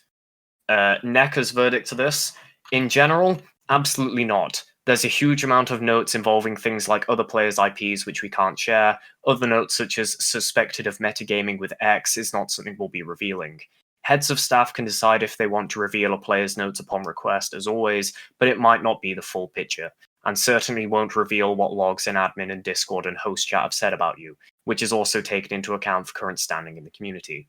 99.9% of mistakes are generally pretty obvious, but a good rule of thumb is that if an admin told you shouldn't be doing something, there's a good chance that a note's there, so you can't later claim you weren't told otherwise. Briefly, my opinion on this is that I think I'm not convinced about the arguments against note transparency. I think that admins should have the option when they make a note of allowing the player to view it. I would certainly use that for every note that I issue. I probably wouldn't put any note on a player that I wasn't comfortable with them reading. However, I don't usually put notes on players unless I have absolute ironclad proof for what they did. Like, I don't put suspected of X notes on players. So I can see why other people would disagree with this, and I can see why the staff as a whole is not on board with this idea. In order to actually get something like this implemented, the majority of the staff would have to be not only on board with it, but comfortable with it. And currently, I don't see that happen in the near future, simply because we have so many past notes that would be a pain to deal with. Also, head of staff, not headman. Sorry. Yeah, about that, if you are ever curious about your notes, there's no guarantee that you get an answer, but back in the days when I think I was a player or a mentor, I remember that I asked Necker if I have any notes because I was curious, and I got an answer. So you can always ask. There's no guarantee, though, that you get an answer, and you should not Oh, and Fox's verdict on this? force on getting one. Sorry. I'm opposed. I don't really want to elaborate, but there's a lot of sensitive data and notes should never see the light of day due to some players being genuinely awful. Okay. At least the next question's nice and simple. Hooray. The next one comes from Bubblegum, and they would like to know, with the recent addition of TG sprites, can we expect to be going full TG look? The new sprites are nice, but I've talked to a few players, and a majority agree that a mix of old and new sprites comes off rather tacky. Yeah, Necker says we're trying to move to a more unified style, but it will take time and can't all be done at once. My short answer, yes, we can expect for everything to be TG sprites eventually, but we've got to do it in stages, just because, well, look, when you make PRs that modify so much of the game at once, there will be things that slip through the cracks, and you don't notice for another few months, and then suddenly it's like, wait a minute, there used to be a button here, except the button is still there, and the sprite's just invisible because someone accidentally put a space at the end of the icon state. Fox's verdict on this? Yes, we're aiming for the full TG look, as every codebase minus a couple has already done. It's just slow going. Some don't just require sprite swaps, but code refactors since the sprites are sometimes animated. Also, we need to restructure the sprite files themselves so they're more sane. Anyone who's ever worked with sprites before will know that the organization is fucking dumb. Okay. Next question from Real Mart Craft. They would like to know, are we going to have a rework of the economy? Yeah, that was already answered. Anyway, are we going to have a rework of the economy in the future? Perhaps make it a more important aspect, eh? Probably. Necker's response. No specific plans, but I've wanted this for years. It's tricky to get right and have an economy that actually matters without unduly affecting people's usual rounds. Fox is typing, and he was working on some economy stuff before, so he's got a PR up already to get the ball rolling, which I think strips out all the existing economy stuff. But this PR in general doesn't add anything in terms of new economy yet. It's just ripping out the existing stuff. Awesome. Yes. But there will be a new economy at some point, but I think the current consensus with the existing economy PR is we don't want to merge it until the new rework is done completely, because we don't want to have like a few months of limbo where there is just no economy. So we're sort of waiting for the new one to be fully finalized before we take the old one out the back and put 7 rivets through its head. Also, I would like to do a small change, considering I've just taken a look at how many extra questions we have received. The forum post will eventually close in the next couple of minutes, and I will go as far and say so will the possible questions to Lander and Marginal, because the list is quite long. Can we just have extra questions go in an AMA thread that we answer at a later date? Probably that's what we're going, because I do not want to go over 3 hours. So, Nazgul asks, how close are we for the in-game? How close are Okay. I don't know.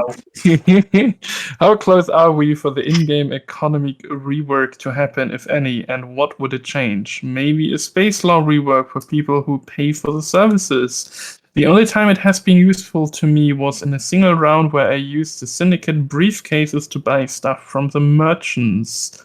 Speaking of other things, and I think someone else mentioned it already, what about instead of cutting the round short when a blob wizard dies, it continues like an extended one? I mean, it's annoying setting up whatever department you're working at only for the round to finish at that moment. Yeah, let's stop with those 2 questions. Sorry for throwing in 2 at once.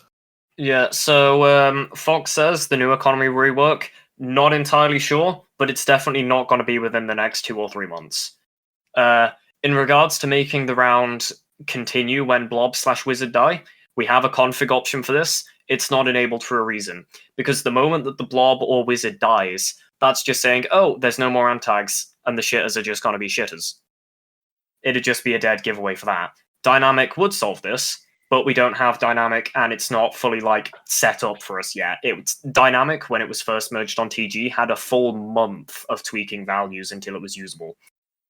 Nekka's responses on this: don't hold your breath, it could take a while. He doesn't have anything else to say on the whole wizard blob ending thing. Okay. And then there's 2 more questions on this. Yeah. Okay. I've also read at this post that gateway scenarios are in an odd spot. What would be the guidelines for making a decent gateway scenario? Given that some of us I'll take this, because I'm the person who's done the most work on the gateway in the last few years. To be really blunt, if you want to make a gateway mission, it's going to be difficult for you to find. It's going to be difficult to make a gateway mission which is appealing enough to enough of leadership to get it added to the game. Gateway missions are hard to make. I know that with certainty because I made one, and even I cheated by using an existing one as a template.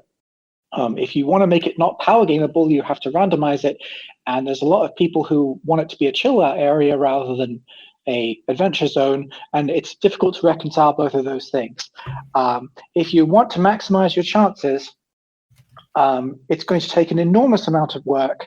It's not just going to be mapping, it's going to be randomization and code and whatnot as well. Careful consideration of the gameplay loop. When I added the Terror Spiders mission, I had to test it for essentially months with admins on a private server to get it to the point where I felt it was worth even adding the initial version. It's a lot of work. I would suggest starting with maybe a design document, maybe. My general take on this, I've got no idea. So much of leadership is against new away missions entirely, I wouldn't even know where to start. Okay. I take that as an answer. And Nekka's verdict on this: IMO, gateway scenarios are fundamentally flawed as the game was never designed. I don't think this can really be solved. Okay. Speaking of PRs that are currently in the void, is there anything we can do to get them back up and running? Ask the person who made the PR. Right, so, how to get your PR up and running. Don't fucking nag us about it. Don't come into our DMs and be like, "Oi, can you merge my PR?" No, go away. Nekka's take on this entire thing: the biggest complaint I have heard from the mains is the toxic and hostile environment and the hesitation towards any changes because of the backlash they get. They have repeatedly felt like they can't win no matter what they do. Despite halving the number of open PRs recently, there's still been people complaining it's not good enough. If you want to help get them up and running, help create an environment that doesn't demotivate them and make them feel like the community is full of entitled and toxic people. Players making constant suggestion demands on them. Be understanding when they merge or close something you don't agree with, and let them get on with their job. Additionally, as it's recently been made clear to me, actually testing your PRs before you make them is very important. The mates do not have time to spend many hours in a day fixing and rechecking issues because things were not tested. Specifically on the whole, you can't win philosophy. I need to make this clear because this is one of the things I'm really fed up with. If you leave the Git for a bit and just don't merge things, people scream at you for doing jack shit. If you merge things, people scream at you for ruining the game balance. If you close things, people scream at you for not merging a PR they really liked. It is really fucking demotivating to deal with people screaming at you 24/7. So I'm going to ask, please give us a break. So I'm gonna add that on average, around 2019, we were dealing with an average of around 200 PRs per month. And recently, that's reduced slightly to around 160, but it seems it's going back to 200 because it turns out when you merge and close PR, you are rewarded with having people make even more PRs because they see their PR are no longer stale.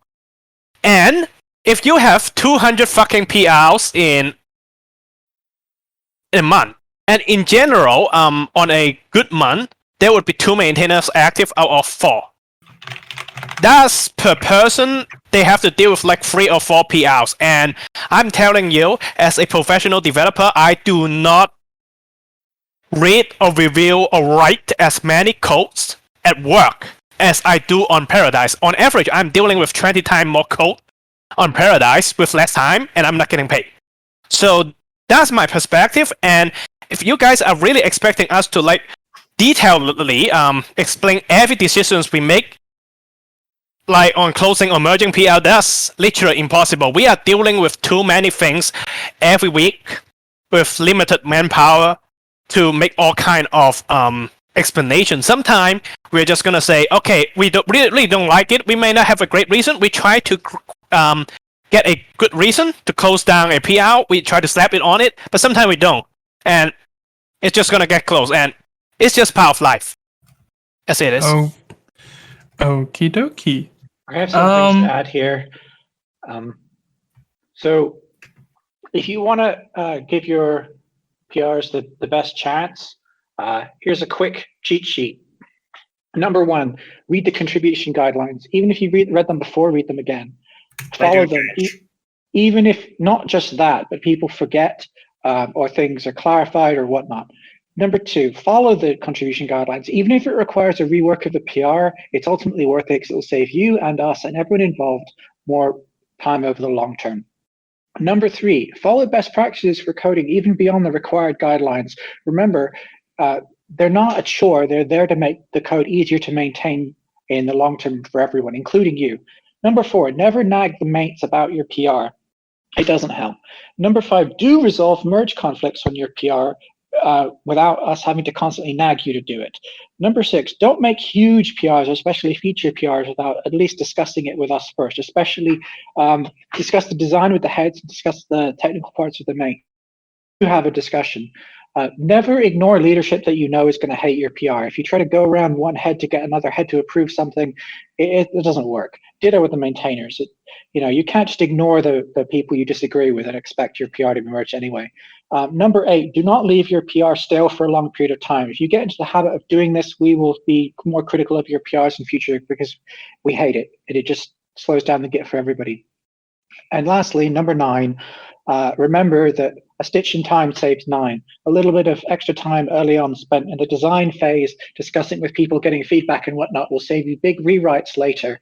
Not to mention our time having to review your thing, realize that fundamental parts of it don't work and nag you until you do that rewrite. Okay, dokie. The beautiful part is... Fox has a bit to add on this. Okay. To add a bit to what AA and Ansari said, burnout is real. I've been doing this for 8 years. The amount of individuals who have thanked me, I can count on 2 hands. When you're hounded for months on end because you don't like something or that you really like something and want it merged, and then dealing with the political backlash from it, beyond discouraging and demotivating. I could talk about this for literally hours, but I'll keep it short for your sanity and my own. Okay. Now, that time is perfect. We're going to finish with Nazgul's question after the 5-minute break. So everyone, get all those meme That was pictures. the end of the question. We still have the Boras rework. That wasn't the Oh, end. did he edit his question? Yeah, apparently they did. Oh, fuck's sake. Regardless, everyone, please get all the memes out of your systems. Okay, let's return back to Nazgul and their question about Boras. They would like to know Boras rework question mark with an actual objective aside of existence. They are a bit boring to play. Remove them. Yeah, remove them. Remove them. Remove them. Fox has said, I don't care for Boras, to be honest. Okay, so Okay, everyone, it's a majority vote. We are Fox removing votes them. in favor of removal. well, everyone, you've heard it here first. If you like to play Bora, please blame Nazgul. They're now a thing of the past. Do Please not do berate not. the player base for your design ideas. We just went through this. Yeah. So, Roarbark asks about thoughts about dynamic, question mark. I like it in concept, but I worry about how chaotic it can be. Necker's verdict, I love dynamic, but it needs ironing out and adjusting, but the overall idea is rock solid, for one, especially breaking up the meta, which I do appreciate. Okay. Fox says, dynamic, yes, but it needs to be fine-tuned for power, with a lot of emphasis on fine. Okay. Then, next question, because speedrunning, if you have something to say, just stop me now. Perfect. The next question is from probably Jay, and they would like to know, I know this question has been beaten to death by now, but maybe a new game mode or the revival of an old game mode in the next year or so? With the exception of Vampire, it just doesn't feel like Paradise has a whole lot to offer for antagonists. So I'll briefly say, as far as I'm aware, we do not plan to add or revive any previously decommissioned game modes in the near future. For good reason. The old game modes that are decommissioned were decommissioned for a reason. And instead of adding individual new game modes, I think long term, we'd rather get to the point where we just have one game mode and it uses a points-based system to select any potential antag from a points pool. We might add dynamic and rebalance other stuff, but I have no plans to add new modes or bring back old ones. Neka says, okay, maybe a new game mode. Like every other single piece of code, if we get a quality submission that we think would improve the server, we'll add them. We don't have a policy of no new game modes, but they need to be properly fleshed out. And just a reminder for everyone, the questions are now kind of closed. You can still ask your questions to Landerlow and Marginal, but unless they're really good questions, they will be answered at a later point. We'll see how many questions we will be able to answer, but looking at the time, I think a few of them will be answered later in a forum post. Honestly, the way I see it, answer questions on the forum thread as priority and ignore the ones coming in via Discord, because the people who put them on the forum. Yeah, we're going with the forum for now. Good. So we now have Coca-Cola Gua, great name. You. The Coca Man. Yes. What are the thoughts on cargo being brought to a similar level of TG, remarking being able to sell anything you can put on the shuttle and having a bounty console that rewards a bigger reward as an added bonus to selling them? Would you allow enough to the overused... Oh, that's another question. Okay. I wouldn't mind cargo bounties and other stuff to make cargo more useful, but I do not want to encourage them to sell anything that isn't nailed down because that'll create a dumb gameplay loop. TG already removed that, Fox says. You can't sell everything anymore on TG. It was highly problematic. Gee, I wonder why. Necker's verdict. I'm not 100% sure on how TG's works, but the idea of sell everything not bolted down I can see having trouble. It all depends on the specifics of how it would work. Like a lot of questions and suggestions here, it's really hard to comment on something so vague. Bounties are amazing though, says Fox. I hope he means cargo bounties, because the actual bounty chocolate bar is fucking shit. Hey. No, Anyway. no bash. I like Anyway. bounties. Next question. Same. Would you allow a nerf to the overused chemical combos such as meth and mannitol? Are there any other chemicals you would want to see changed, and in what way?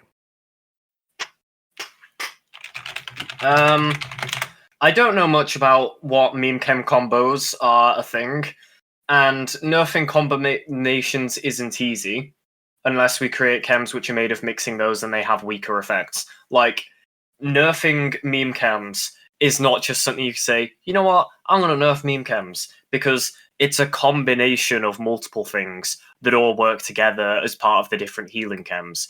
And if you nerf one part of it, you then nerf a quintessential healing chem. NECA's version, anything that is good will be overused, really, unless we somehow make all chem combos equal. Rather than nerfing it because it's overused, we should nerf things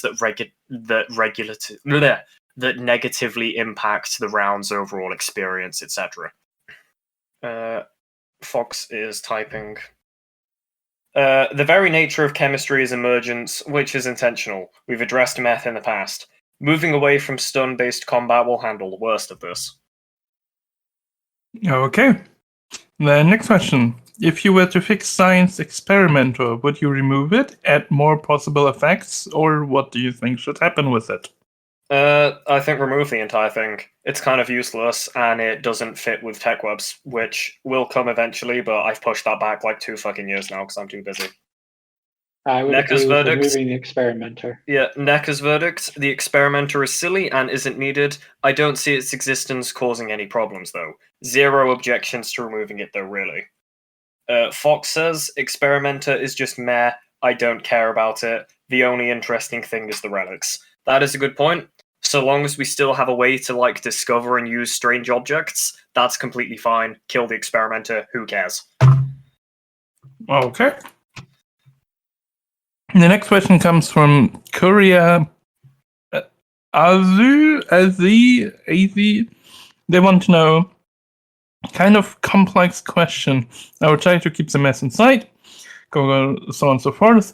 Borrowing a bit from Cool Run, I would like to hear not only about the RP standards in general, but from the lore as part of the round, in which I mean the current state of the server feels like it doesn't allow any kind of lore progression besides character development, which I understand if that's the goal. But when it comes to the actual use of the current lore in-game, are there plans to make it a regular thing? We, at least in my opinion, have a good amount of people in the admin team. However, less adequate amount of events based on any kind of lore.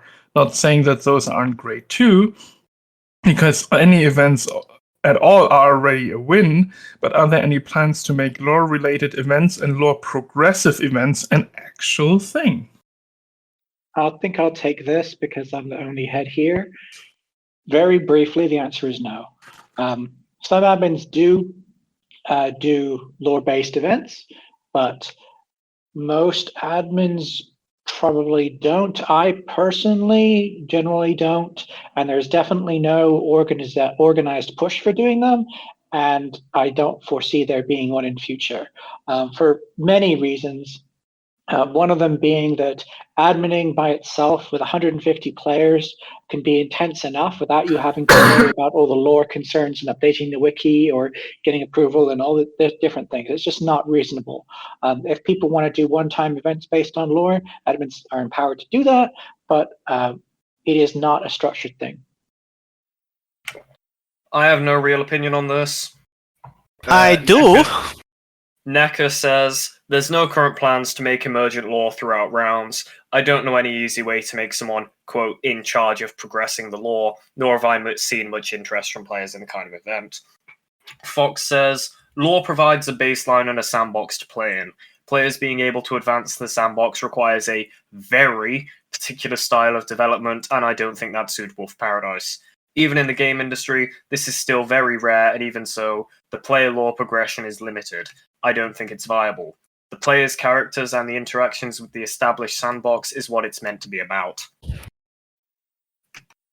And sorry? So I would just add that SS15 is designed from the onset to be a round-based game, and this lack of persistency is kind of the core of how the SS13, like the the lack of full persistency is the core of how we are able to inject so much fun and absurd situation and depth and hilarity into the game.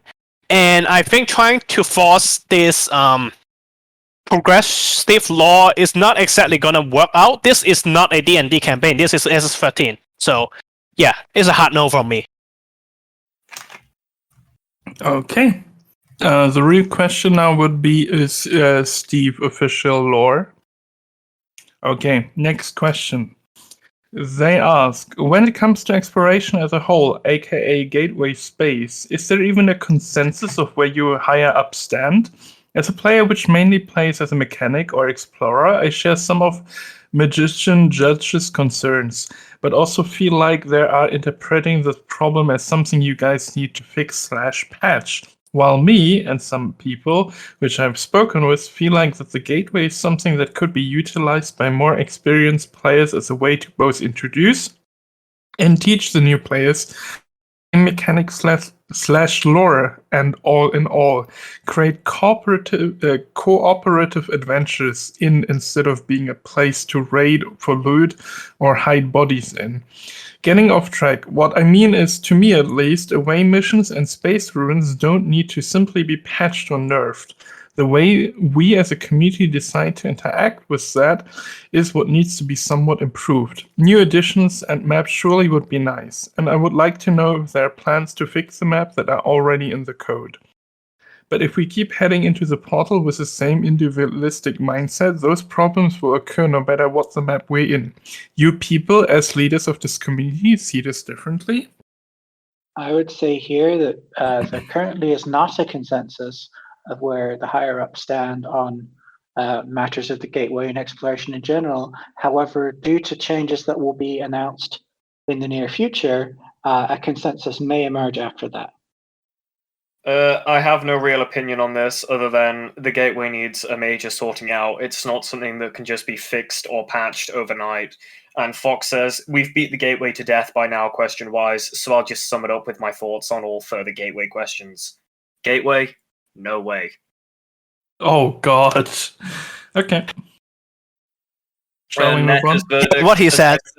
Necker's verdict here. As I said above, I don't think the gateway and space exploration really fits in with a game that's meant to be about being on a space station. It's a huge amount of work and code and balance for a general tiny percent of actual players. And sorry, you were saying something? Pretty much what they said, like, no matter what, we can maybe fit like 4 guys in a server that has like 160 people into the gateway. Like, why the fuck is this so painful? Barely anyone does anything with it. And when it does something, it's always a balance problem. Like, just remove it for fuck's sake. Maybe just keep it to the beach or clone planet for God's sake. That used to be around in 2015, and I just go there and chill, and that's fine. Okay. So, next question comes from Charlie Minator, and Charlie Minator would like to know, what's your favorite antagonist game mode and why? My favorite is Wizard. It's the perfect amount of chaos and fun to keep everyone on their toes. And my least favorite is Shadowling because it's fucking dumb.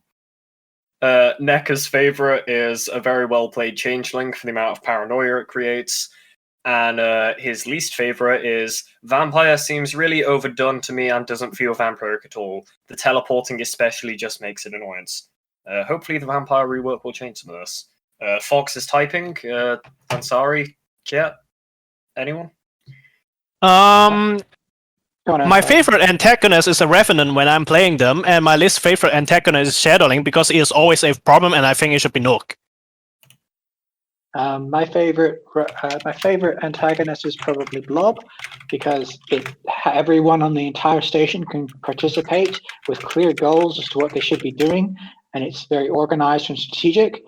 My least favorite antagonist is actually the game mode extended. I hate it because everyone gets bored out of their brains and starts messing with things, and admins get a large amount of admin helps in a round where nothing is supposed to be happening, and all these people going bored can only be bored for so long before they go crazy, basically.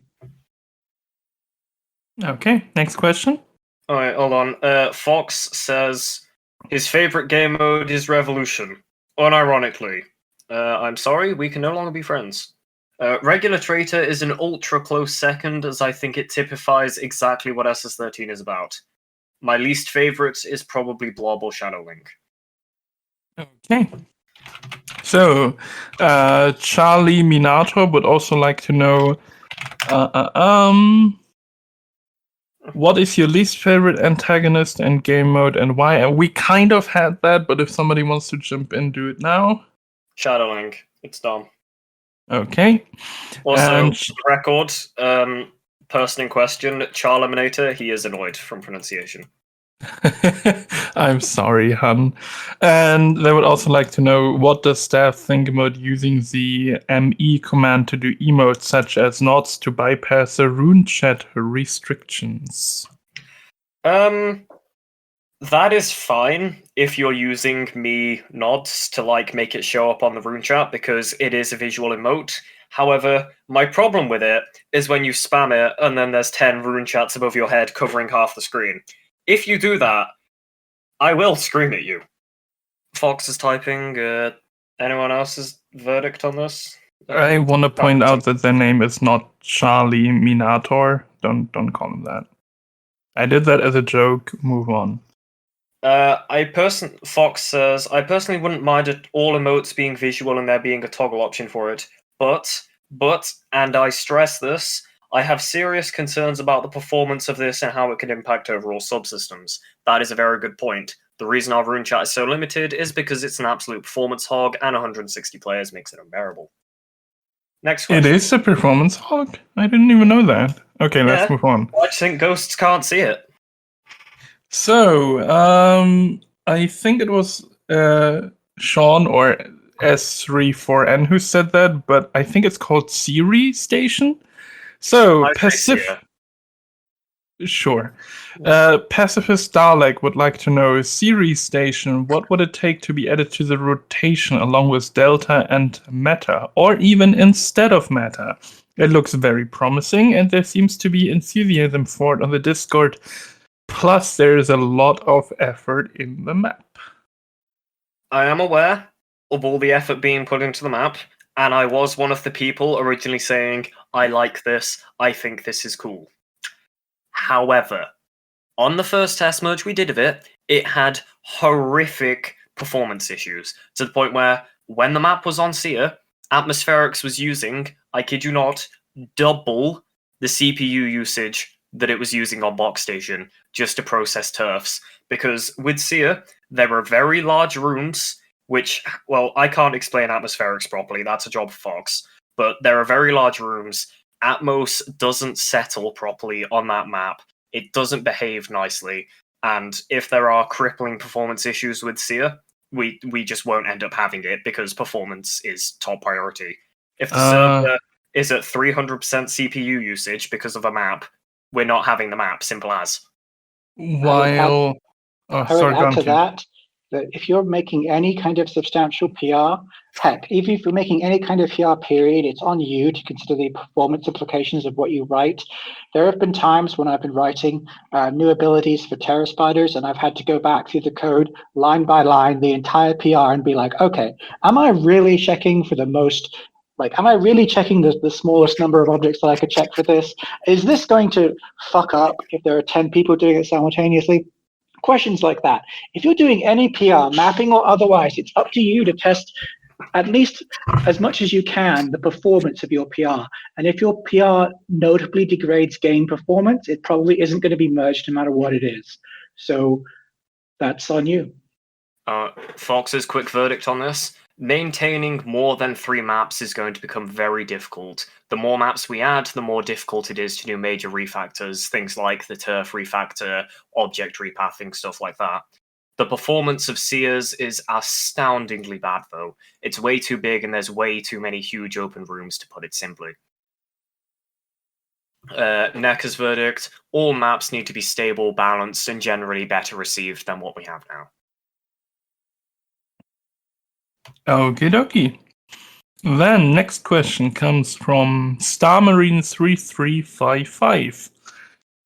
And And they would like to know the following. A competent engineering team could easily finish most round goals and secure a stable power supply in less than an hour. Engineers solve problems, and thus we create our own when nothing is blowing up. Pretty recently, there has been a massive project with multiple SMs and crazy TEGs being built. Yet we get complaints due to server performance issues. Although I understand the round shouldn't be disruptive, the gameplay still becomes restrictive, and as I main engineering, it feels like many aspects are becoming tedious at the later stages. Here's a question. Will the server stop being against massive engineering projects sometime in the future, or might new features, especially larger station goals, be implemented? We're not against large engineering projects. We're against you creating things which serve only to serve your own ego and lag the server for everyone else. Ultimately, if you're making an engine that produces 10 times as much energy but lags the server, from other players' point of view, everything is powered, so you haven't actually given them an advantage in that sense, but you have degraded their play experience by lagging the server. We're perfectly fine with large engineering projects. We just don't want performance issues. If there was a way to have the large engineering projects that you want to do without performance issues, like if the code could be optimized or something, that would be great. But as a player, your first and a coder, your first duty is don't lag the server.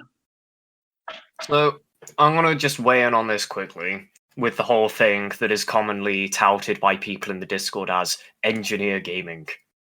See, the problem with this, yes, having a massive power surplus can be fun. If you're doing something just like a stupidly overkill TEG, that is fine. The TEG is very efficient, not just in terms of power generation, but in terms of actual server efficiency.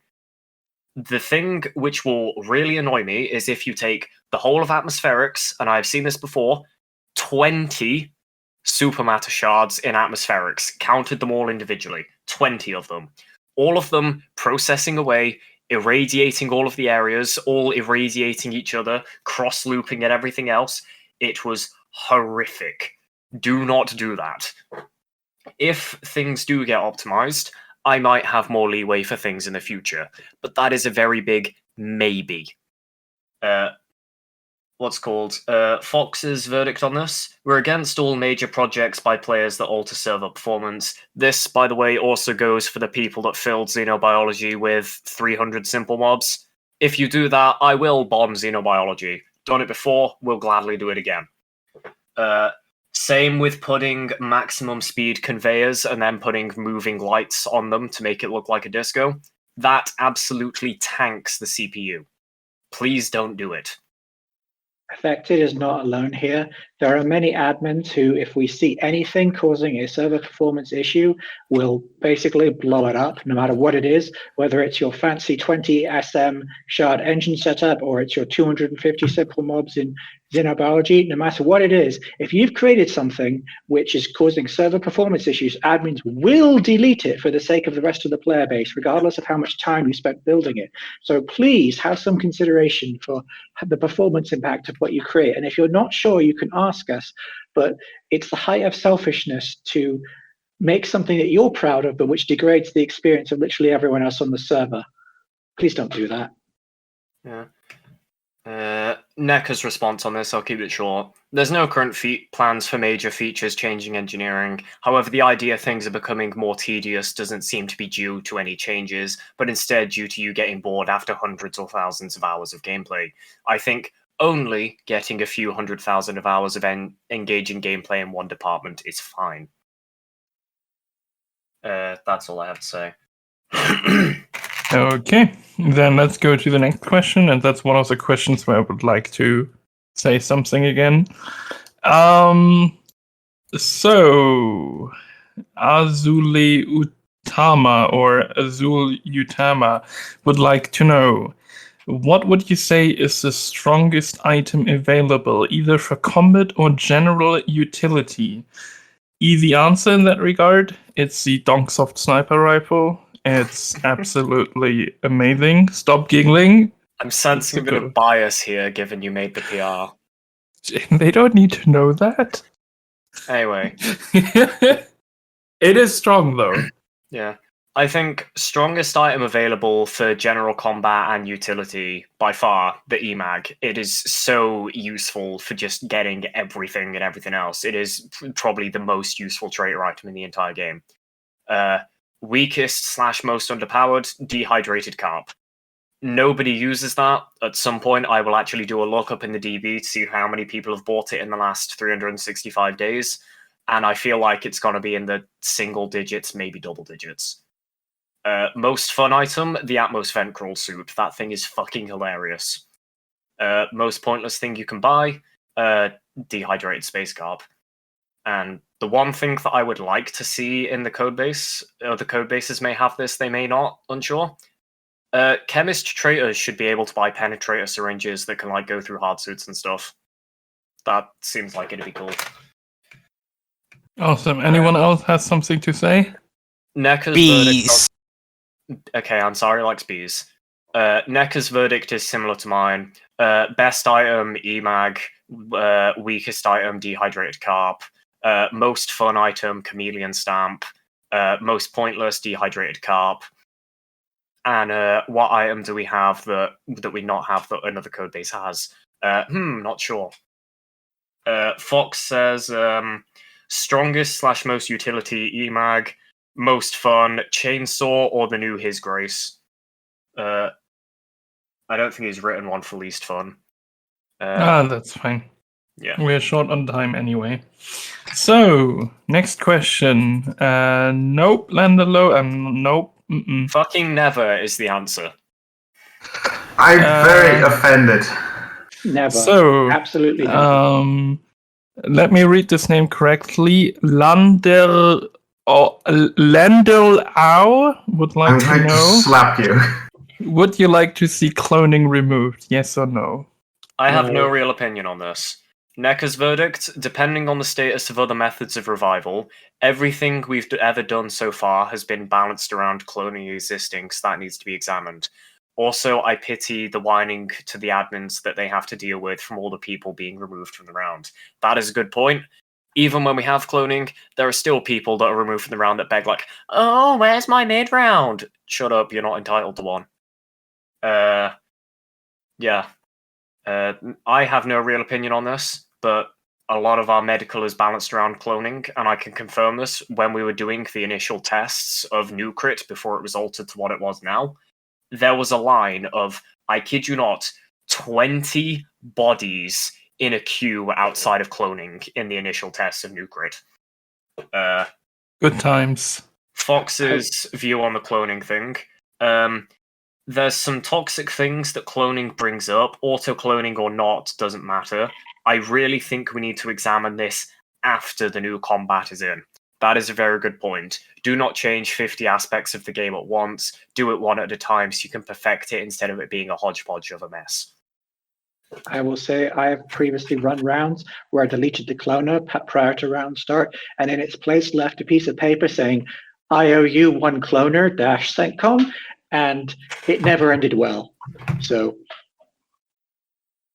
We are kind of, what they said, we are just too reliant on cloning that for some people, like, I'm not talking antags, like for players, like the ability to make mistakes and somewhat get away with it, with cloning is kind of an important aspect of this game, especially because we have a 2 hours round. So I think it's important, like, yeah, we can look into it after combat rework, but I would rather not just say, oh yeah, just remove it. No, that's not going to end up well.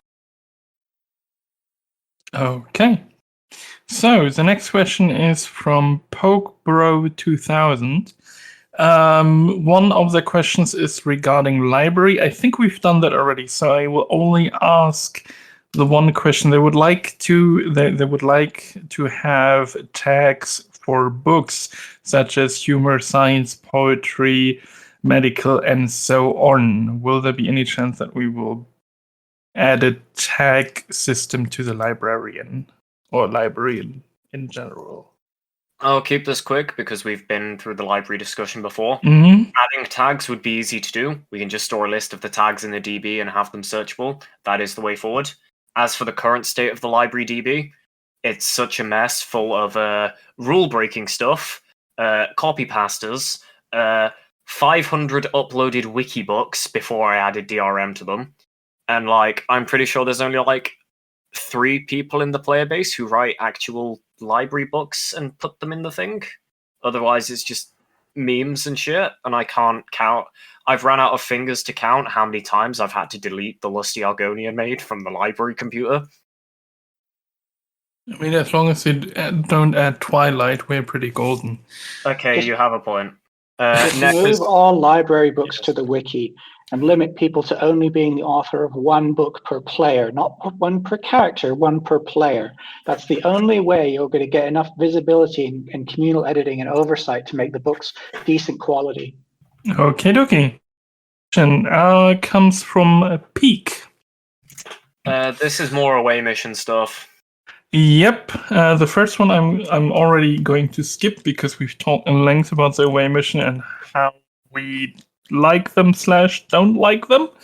So the second question, they would like to hear what your thoughts would be on having a small team more focused on balance. They've seen a lot of balance PRs ignored for months until they were closed because of no head / main approval.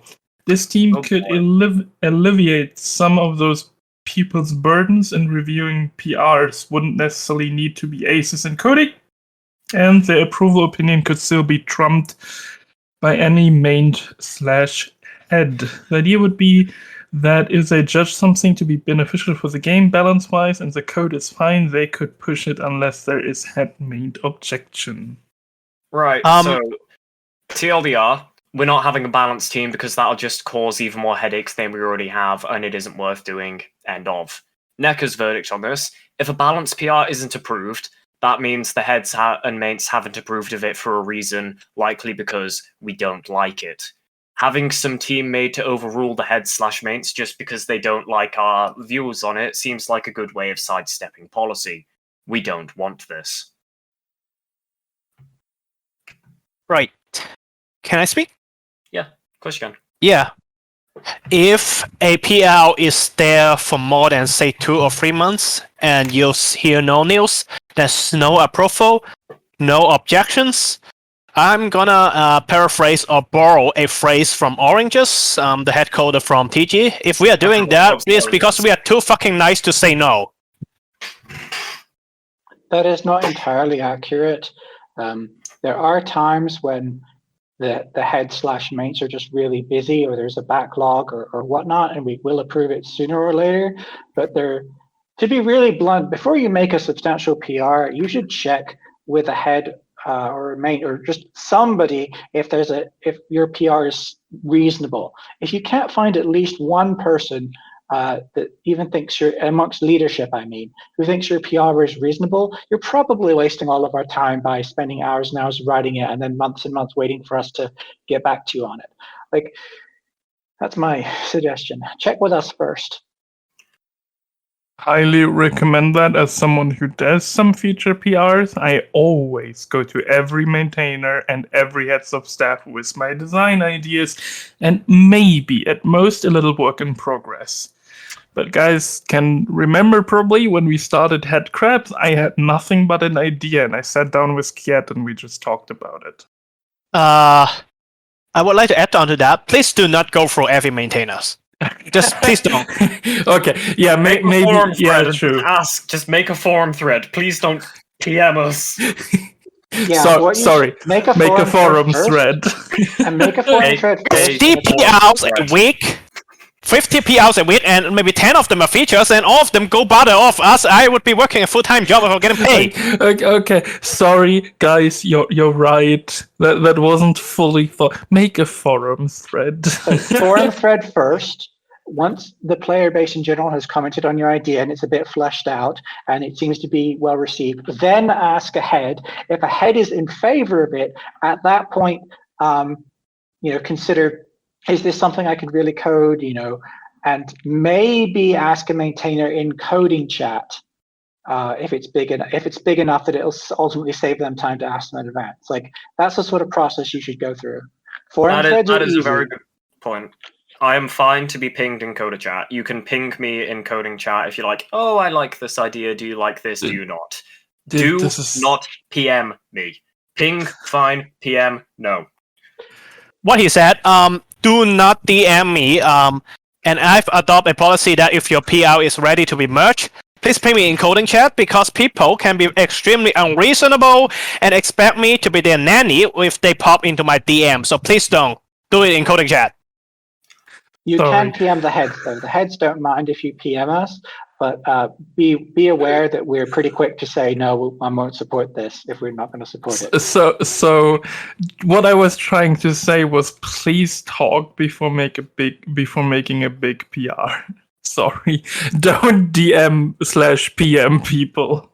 Just don't. A bad idea. Sorry. Next question comes from Rurik. There was one more piece of this. We're about for mapping. Oh wait, the mapping. TLDR of the MedSci remap. It needs test merging. Now we can actually profile how much the map murders the CPU. That will come at some point. I'm really busy at the moment. If someone else wants to test merge it, go ahead. Awesome. Next question from Rurik. This question was prompted up for somebody. What is the staff's policy on antag rescuing other antags from perma? Is it always allowed? Should it be helped first? Are they allowed to kill officers in the process? Should they be caught midway/ambushed on the way out?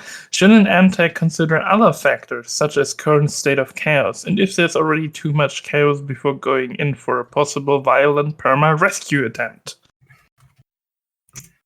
No real opinion on this. I don't deal with administration shite. So I would say my opinion on this is very simple. I have never told an antag that they cannot or should not have rescued another antag from perma. That in my book has been always allowed. I have maybe once messaged a antag who went to rescue someone else in perma, was incredibly loud about it, and ended up fighting and killing the majority of the security force single-handedly in the lobby. I asked them, is it really necessary to kill most of the security force when your objective is to steal a jetpack and a slime? Yes. There is such a thing as excessive violence. Liberating other antags from perma, I have never had a problem with. Just don't kill half of the security force doing it. And if your excuse is going to be, well, they saw me, so I had to murder them all, I'm probably not going to buy it. You could just have broken in from space with a spare spacesuit, and you could have walked out of there without anyone seeing you if you'd put a modicum of thought into it. Next question. Yeah, next question. Wonderful. This one is from Destinycall, and they would like to know, are there any plans to return xenoarchaeology to Paradise Station? Nope. No. Nope. Naka says no. Fox says no. I say no. Wonderful. No. Next I question. think that sums it up. Next question from DusBread. Number 1. Are there plans to enforce any rules about Atmos abuses, toxic vent crawl, known atmospheric bugs, etc.? A selected few admins seems to not even know about how Atmos works. Can we educate them or create better tools for monitoring such? Teaching admins the complete intricacies of atmospherics and everything is a bit outside of the scope, I believe. But I'll put it this way: if I see people abusing atmospherics bugs, we will be having words. If you abuse known bugs in any kind of known bugs, you will probably get warned or banned. We do not like it when people abuse bugs in the game deliberately to get an advantage. Don't be that Naka's person. verdict on this is abusing bugs is a big no-no. Fox says, I'm not teaching admins how Atmos works, but if you're abusing bugs, yeah, you're getting banned. Okay, number 2. Vampire kills. What's your hard limit on very robust vampire killing a lot of crew for blood and objectives? No opinion. My stance on antags who kill a lot of people is, regardless of whether, instead of thinking, am I allowed to do this? You should think, is this in my best interest? And the answer to that is almost always no, because the more people you kill on the station as an antag, the higher the chaos rate is, and the higher the chances an ERT is going to be sent. And if you're the person killing a lot of people, that ERT's primary objective is going to be to kill you. So yeah, sure, you might kill a few extra officers, but in exchange, you're effectively getting a SWAT team sent after you. So even if you might be able to get away with it under the rules, it is never a smart move to kill more people than you need to. Now, if you're a vampire, you need to kill a few people for blood, sure, but excessive murder is a very quick way to get killed. You are a enemy of the corporation operating on an NT station in NT space next to NT military assets. You will never be able to out-escalate NT. Your only hope is staying under the radar as much as possible. Question number 3. Antagonists teaming up. We seem okay with freeing perma prisoners. It's outside objective. What should we consider when teaming up with fellow antagonists to keep the game fun? A team of Team Tots is as deadly as a nuki crew sometimes. I have no opinion on this, but Neka says, this is an incredibly broad and vague question I can't really answer. Teaming up to do what? With who? Context is vitally important here. I would say something similar to what I said for the last question. If you as a team of antags are killing a lot of people or causing high chaos on the station and command know that you're doing it, they're going to request an ERT. And if SEC is obviously not handling you because you're visibly getting away with all kinds of things, there will be an ERT and they're probably going to be hunting you down. So is it really to your advantage? Okay. Roarbark would like to know, how do you feel about current balance between security and the antagonists?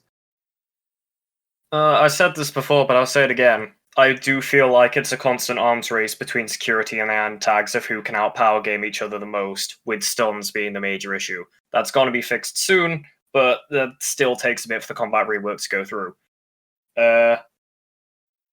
Hold on.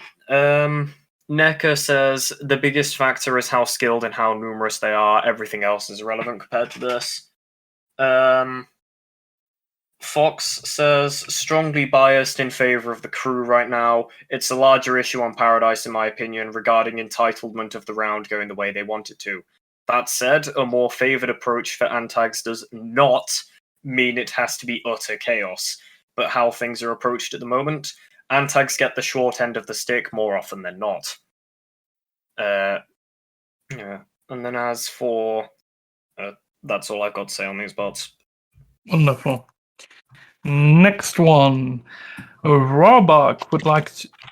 Oh no, we already had that one. Sorry, I'm handling a lot of things at once. At what percentage of antagonists being stopped by security would you feel that the game was balanced? 50-50, nothing in between. And then Neka's verdict is, I don't care who wins, I care if people have fun with the round, win or lose. Neka is correct. Okay. Neka is correct. So, Quacks or Quack... The Duck would like to know, is there any update on the combat rework that was supposedly happening? I mean... more PRs are on the way. Fox was on a bit of a break, but he is back now and making more PRs again, which is very nice. Neka says, don't strictly know off the top of my head, but mates have been severely smashing through a lot of open PRs. I think that's all to say on this, unless Fox has anything. Quacks or Quacks would also like to know, with stations like Delta and Sirius being a bit bigger than Box, are there any plans to increase the player movement speed on the server to help remedy people like paramedics being too slow? Unsure on this, and Sears isn't even a confirmed map that we're going to keep. Neka says, no plans at all to increase move speed. I'm generally against it as I have a high ping. It looks silly to me. Okay, you heard it here first. Our movement speed is slow because of Australian internet. And also, Fox says, I don't like balance adjustments on a per map basis. That is a good point. We should not be on a faster move speed just because of one map. Okay, Syrian 2002 would like to know, how do you feel about the current state of server lore? If you believe there's a need to improve it, how would you improve that? I have no comment. Neka says, I think we overall have enough. A vast majority of lore is pretty irrelevant to the day-to-day going on of the rounds. Okay. Then Excuse A would like to know, at least from an outsider's perspective, it seems as reading. It seems as though the dynamic on GitHub boils down quite often to a kind of fight between maintainers and the other contribution volunteers as to what's good design and what's bad. I think the volunteer team here is capable of and willing to make some awesome stuff with cooperation, but conflicts over design and such between the different levels of development teams seems to have locked down the potential for that way. My question is, why do you think that these two groups of a team see things so differently? And is there anything that can be done to help cooperation between them to see eye to eye on design so the team can have less burnout experience? I and probably others too would be made very happy to see things going well and the whole team enjoying volunteering here if that can be made possible. I have a short piece to say here. Necker has written a fair bit, so I'll read that in a minute, but my short piece... in terms of, the whole divide between them, this is largely due to the fact that people will take ages writing features that nobody asked for, and then they will get annoyed when we close the PR. People need to actually ask us before baking PRs to avoid wasting their own time. The volunteer team is capable, I have no doubt of that, but it is a case of ask us before you do this. And the easiest way to help with cooperation is to actually cooperate with us. Ask us first with what we want or don't want. We have changes wanted lists in a convenient channel for a reason. As for what Necker said, well, I'm just going to read what he wrote here. Contributors aren't really a part of the team at all. Anyone can get a GitHub account and contribute PRs. People have always had different ideas on design and what they want to see in the game, and there will always be differences there. Contributors aren't some unified group at all. They're literally hundreds of people who have all made all kinds of PRs. People are often very passionate about the games they play and have views on how they think it should be. Contributors have had all sorts of ideas over the past years as how things should go. Some good, some bad, some good but too complex, and some just plain stupid. Each is judged on its own merits. A lot of these volunteers were never asked to volunteer or even checked with the mates, heads, etc. to ask if their submission were wanted in the first place. People need to understand that if they want to be part of a team with the people who make the decisions, they need to communicate with them and generally work with us. Just because you made a PR does not mean in any way you are entitled to having it merged. Contributing code does not at all entitle you to have any say in how the design process on the server is managed. Thank you, Necker. Also, Fox says, mates have to take a giant bird's eye view compared to encompass the entire game. It's a big picture approach. A lot of others take the more modular approach, which tends to focus on the little picture. This is important too, but the nature of a bird's eye view is that it puts the view into conflict with a lot of different ones. So inherently generates what appears to be a wide conflict when it's just the nature of a different approach to the broader versus narrower view on design. I would say there are heads and mates. I encourage all heads and mates, both now and in future, to always state their objection reasons to PRs that they're objecting to in public on the PR, so that both the author of the PR and everyone else who's watching the PR learns exactly what was wrong and can avoid making that mistake in future. Essentially just social skills. And I would say on the flip side, volunteers need social skills as well. We need to respect the mates, respect the heads, respect their time. Don't bug them in PMs. Do work with them cooperatively. Ask them before making giant changes, which may not be popular. You know, basic social skills. Effectively, the solution to all this sort of stuff is more social skills on all sides. And that's why it's proved so intractable. It's because the sorts of people who spend the most time on GitHub, myself included, don't always have the best social skills. And it's really hard for us to learn, but we have to make an effort if we want things to improve, all of us. I do agree that in general we should be a little bit more public about the reasons for objections, but I believe that this question is indeed quite loaded because from the vast majority of the PRs I handle, most of them ends up going in, and it feels like this is extrapolating some instances where we close a popular PR and trying to turn it into a very big like conflict between contributors and maintainers when in fact it does not happen that often. It is just that when it does happens, people just kinda, don't know what's the English word for it, just make it louder, Exaggerate. Yep. Okie dokie. So, next question from Fizz the Banana, and they would like to know, why is botany getting a major nerf as outlined in 16716 when there is many other jobs that have access to easily abusable tools in the hand of robust players / antags, such as Cargo's ability to order any and open any crate without the AI even noticing, or other Kagonian caring, or science ability to print any and all console boards with nobody batting an eye. It just seems like an unnecessary nerf that will make botany a much less interesting job as a... Toodles? Yes? Okay, I thought you could off. That's fine. I have two things to say here. One, quick response to the other question. Oh, wait, no, this is the right one. So, Fox's regard to the botany question. Other jobs can't produce near-instant AoE knockout high-damage weapons by the literal hundreds that they can all carry in a single bag in their pocket. Just because one department is a problem doesn't mean the other one can't be. Whataboutism is no excuse for how to approach balance. My verdict on this: if you need the separated chemicals meme to make botany interesting to play, that's a you problem, and I highly suggest you change your playstyle. In my honest opinion, this nerf is justified. I'd also like to point out that the OP of this literally salted about this nerf in LOC endgame and doesn't see the real issue here, so I'm kind of in two minds to discount this as more power gaming removal. And, well, in the future, if you have problems, be constructive about it.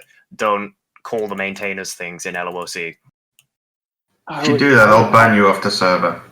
I would also add to that botany is arguably the most overpowered job on the entire station right now. And I know it can be difficult when you really love a job to see the overpowered nature and the effect it has on gameplay. But if you're going to make suggestions to change the whole game, and especially a suggestion that either buffs something that you play or which avoids nerfing, a planned nerf to something you play, you need to ask yourself really hard, am I just saying this because I really love the mechanics that I get to benefit from? Or am I really doing this for the benefit of other players? And if the answer is I'm doing this mostly for my own benefit or because I like having all the power, then you should probably rethink that proposal. Okay, shall we move on? Fox is currently typing, but I don't know if that's for this question or preemptively typing the next one. Oh, he says go ahead.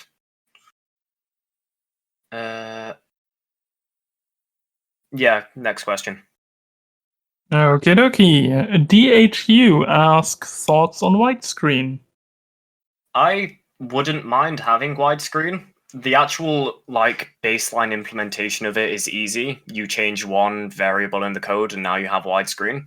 But there's a few things that would need cleaning up, like we would need wider lobby screen art, so we have a lobby screen that fits the entire frame when it's actually in-game. And also things like when you're in crit, the circle overlay needs to be properly stretched and everything else. And then it gets 1,000 times more complicated if you want widescreen to be a preference instead of the native for everyone. Oh, I see. It is something I do want, and I have dabbled with it before, but it needs a careful implementation, because otherwise there will be things cut off on the screen. There will be invisible HUD elements. It will be shit if it's not implemented properly. I can tell you that. Okay. What you're saying is that if we do the meme stuff on the title screen, we now need to adjust all our memes to be wide enough. I don't like people doing meme shit with the title screen anyway. I know. I know, that's why I brought it up. And Fox's verdict on widescreen. Widescreen, thumbs up. But it's probably not the best time to implement it, because it will break with some things regarding to mobs and attack ranges and stuff. I really like it, but it's not something we can just submit one easy PR for, and it will take more work than that. Okay, as we've passed the 3-hour mark, we're going to speed up even further. And Threes would like to know, what are your thoughts on a fundamental change to a department's SUP and or chain of command? What exactly is the process for doing that? For example, changing genetics so that it's no longer the only role in the entire game that is split between 2 departments. Or moving internal affairs away from the sole jurisdiction of the magistrate, who exclusively handles space law. I can answer this. So very briefly, convince at least 2 of the 3, but ideally 3 of the 3 heads that your proposal is a good thing and it could be enacted. Things like moving genetics outside of medical and have it be exclusively science are a little bit more complicated because you have to get the maintainers on board too in the form of a PR. But for basic SOP stuff, your starting point should be the heads. You need a well-written proposal. You need to have 2 out of 3 or 3 out of 3 heads in favor of it, and then any PRs that need to be made to enact it need to be created. And then you need to get the mates to approve those. Right, I'm going to put this as simply as I can without losing it. Make a forum thread about your idea. Hey, we have that again already. Yes. I can taste the clapping emojis. Yes, Yeah, I literally have that in my Google Doc. I can feel them. They're so good. Okay, next question from Rurik, and they would like to know thoughts about easing parole SUP to allow magistrate and captain to parole a non-violent enemy of corporation without requiring a major emergency, thus giving them more flexibility and control to reward good behavior. I proposed this myself in the past. It was shot down by the rest of leadership. I don't expect it to pass in the near future. I have no comments. And I what's called Necker's Google Doc wasn't updated for the newer questions, so we have no responses from him. Well, I know what Necker would say because he's told me in the past, and he would be against this. You need to do the Australian voice if you talk like Necker. No, because I haven't done that. It's a right crummy idea. You can't just let the varmints out of the pigsty, right? Okay, we move on and pretend that never happened. Ooh, that was good. Fucking lootly. Okay, Go on. I'm fine with the first one, but the second one, I think they should not remove automatic KOS or this kind of attack. They are just not like, by logical sense, they are just not a crew member. They should be killed on sight if they're exposed. Period. Like, yeah, just doesn't work for me. Okay. Rurik also would like to know, is there any possibility / plan to remove automatic kill on site status on Changeling? Currently, the base kit isn't strong enough to warrant instant kill on site. Some argue it's weaker than Traitor Vampire base kits. They don't have special permissions that allow for more chaos than Vamp Traitor, and they can arguably be contained easier than a vampire. Currently, all it takes to permanently jail a Kling is to strip them naked and place 4 girders. Can I quickly interject on this? The Changeling base kit is not strong enough to warrant instant kill on sight. Excuse me while I list the possible issues. Exploding into a head slug to vent crawl anywhere you please once you get caught. Reviving once you are killed before you are cremated or your head is removed. Arm blade that can't be confiscated and you can summon at will. Are you sure you want to make the argument that the Changeling base kit is not strong enough to warrant kill on sight? I will point and out, EMP Screech as well. Oh, what's I will this? point Security out have that, lots like, of energy weapons? Let's just EMP them with an EMP that can't be confiscated. I will point out that let's imprison the monster in a small area and pray he doesn't escape and eat us all is exactly what they tried to do in the fucking movies, and it never worked. So, I mean, changelings are based on the Thing and the similar monsters, and in every case that, you know, people have tried to contain these things, it has failed. So, yeah, not a good plan. Okay, dokie. Next question. Trekkie27, and this will be a special question. I have a follow-up question in that regard. But Trekkie27 would like to know, first of all, before the questions, I'm in no way a coder or PR maker, and I basically don't know anything about how the behind the scene works. Kudos to all who do that, yada, yada, yada. What about some kind of antags rounds where the antagonist's objective doesn't have to be lethal or illegal, like extended for workers or something? Maybe it will be hard to get proof that you achieved something like that, but maybe for the chef to have at least served 100 hamburgers, or for the botanist to have had at least 20 different kinds of fruit and vegetables ready in the fridge by round end.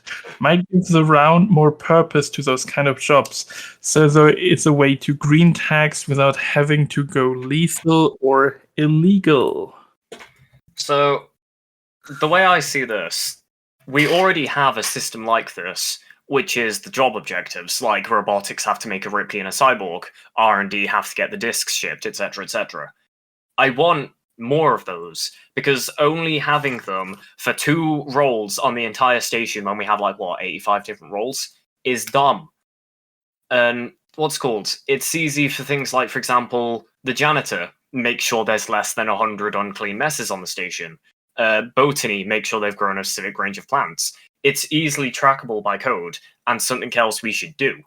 Just no one has. And Fox's verdict on this, in a way, cargo bounties are kind of like this. Make X amount of items and sell them. Go gather Y amount of stuff around the station. It's not exactly the same, but it does kind of expand on the crew and what they want to do if they want to. I think we could add the idea of expanding job goal to one of those explicit changes that we are requesting, because I think everyone is kind of aligned that non-antagonists kind of need more objective in general. Okie dokie. Now, following this question, I honestly currently don't fully understand why we are asking this now, but I'm just going to ask it and hopefully understood correctly what my colleagues want from me. What do you guys in staff think about how we protect players that being meta-grudged properly? What kind of responsibility do you take when things like that happen? How can you put it in a bigger light that admins are there for people that being treated poorly by someone in the community? I mean, I can answer this because So my answer to this is I basically never see meta-grudging in the community.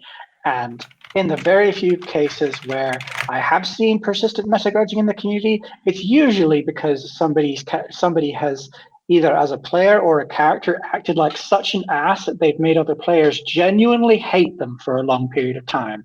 And so the first question, if you think you're being persistently meta-grudged, the first question I will ask you is, what on earth have you done that made people hate you so much? And it may be the answer is nothing, but often there is something. The second thing I would say is that if your character has, say, a reputation as being really shit in a certain department, that's not going to be solved by any sort of admin action. That's just a reputation you've earned. If there's one specific player who keeps discriminating against you, then obviously we can tell that player to stop doing that, and we will, and we'll place a note on them to that effect, so that if they do it in future and you help it again, that will end very badly for that player. But I will say the outright majority of meta-grudging cases that I have dealt with have not been, one person is unfairly discriminating against me. It is something a lot less legitimate than that. Okay. May I also jump in? Sure. Wonderful. If you have someone who is meta-grudging you, please reach out. And this is something that we try to advertise more often, which is it's always better to do 1A help more than 1A help too less.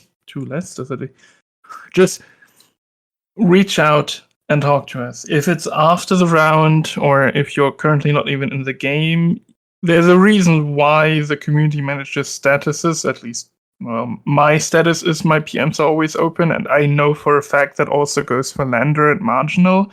You can always reach out to admins via PMs, especially the community managers.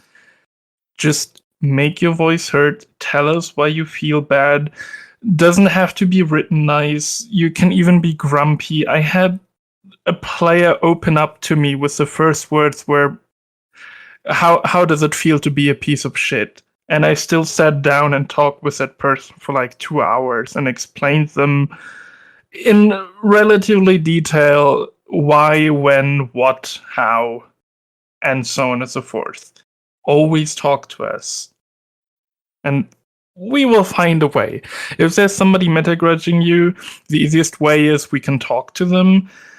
Make a note.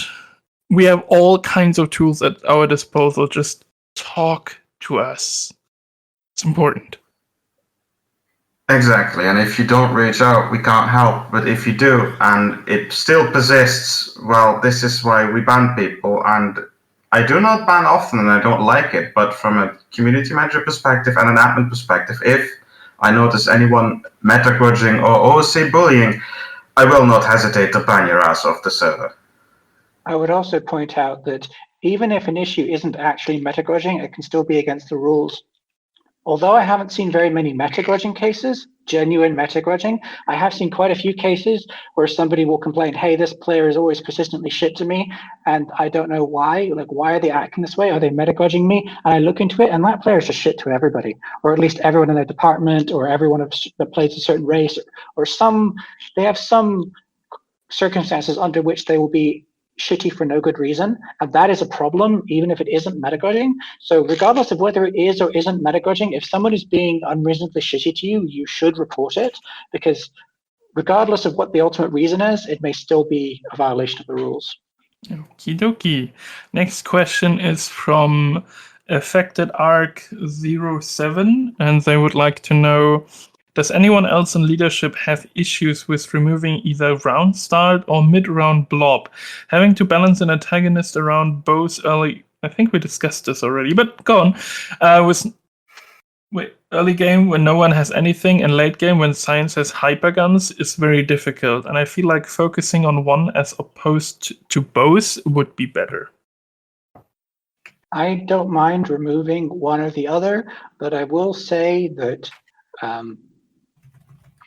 I'll be sad to see it go, because as I said earlier, early round blob is my favorite game mode, and late round blob is one of the most impactful major events, and I feel like having late round major events that shake these up is a good thing.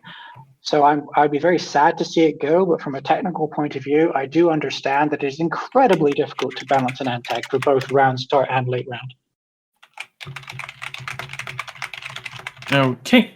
Next question is again from Sean, or S34N. I'm actually not sure if it's Sean. If we could port one major feature from another server that you're aware of, what would it be and why? Can I open? Yeah, sure. I really enjoy the goon when you fart. I'm joking, go on. Yes, I'm going to say the T word. There are some TG things I do like. Fusion is fucking hilarious. Oh, Fox also agrees. TG gases / atmospheric / fusion. Yeah, TG fusion is quite fun when you know what you're doing, and, well, hijack Atmos tech with fusion is definitely an experience, I'll say that much. Other than that, I want some of their optimizations and stuff. Their lighting optimizations are killer. We need them. That's all I really have to say on this. Okay. GT admin interface, but I stole that idea from Exaware, so not really my idea. I can't think of anything from another server that I would like to port. The cloud car? No. As an engineering, No, Maybe. Toodles, because I know what someone will do. They will load 20 people into it, then crash it into the supermatter, thus crashing the server.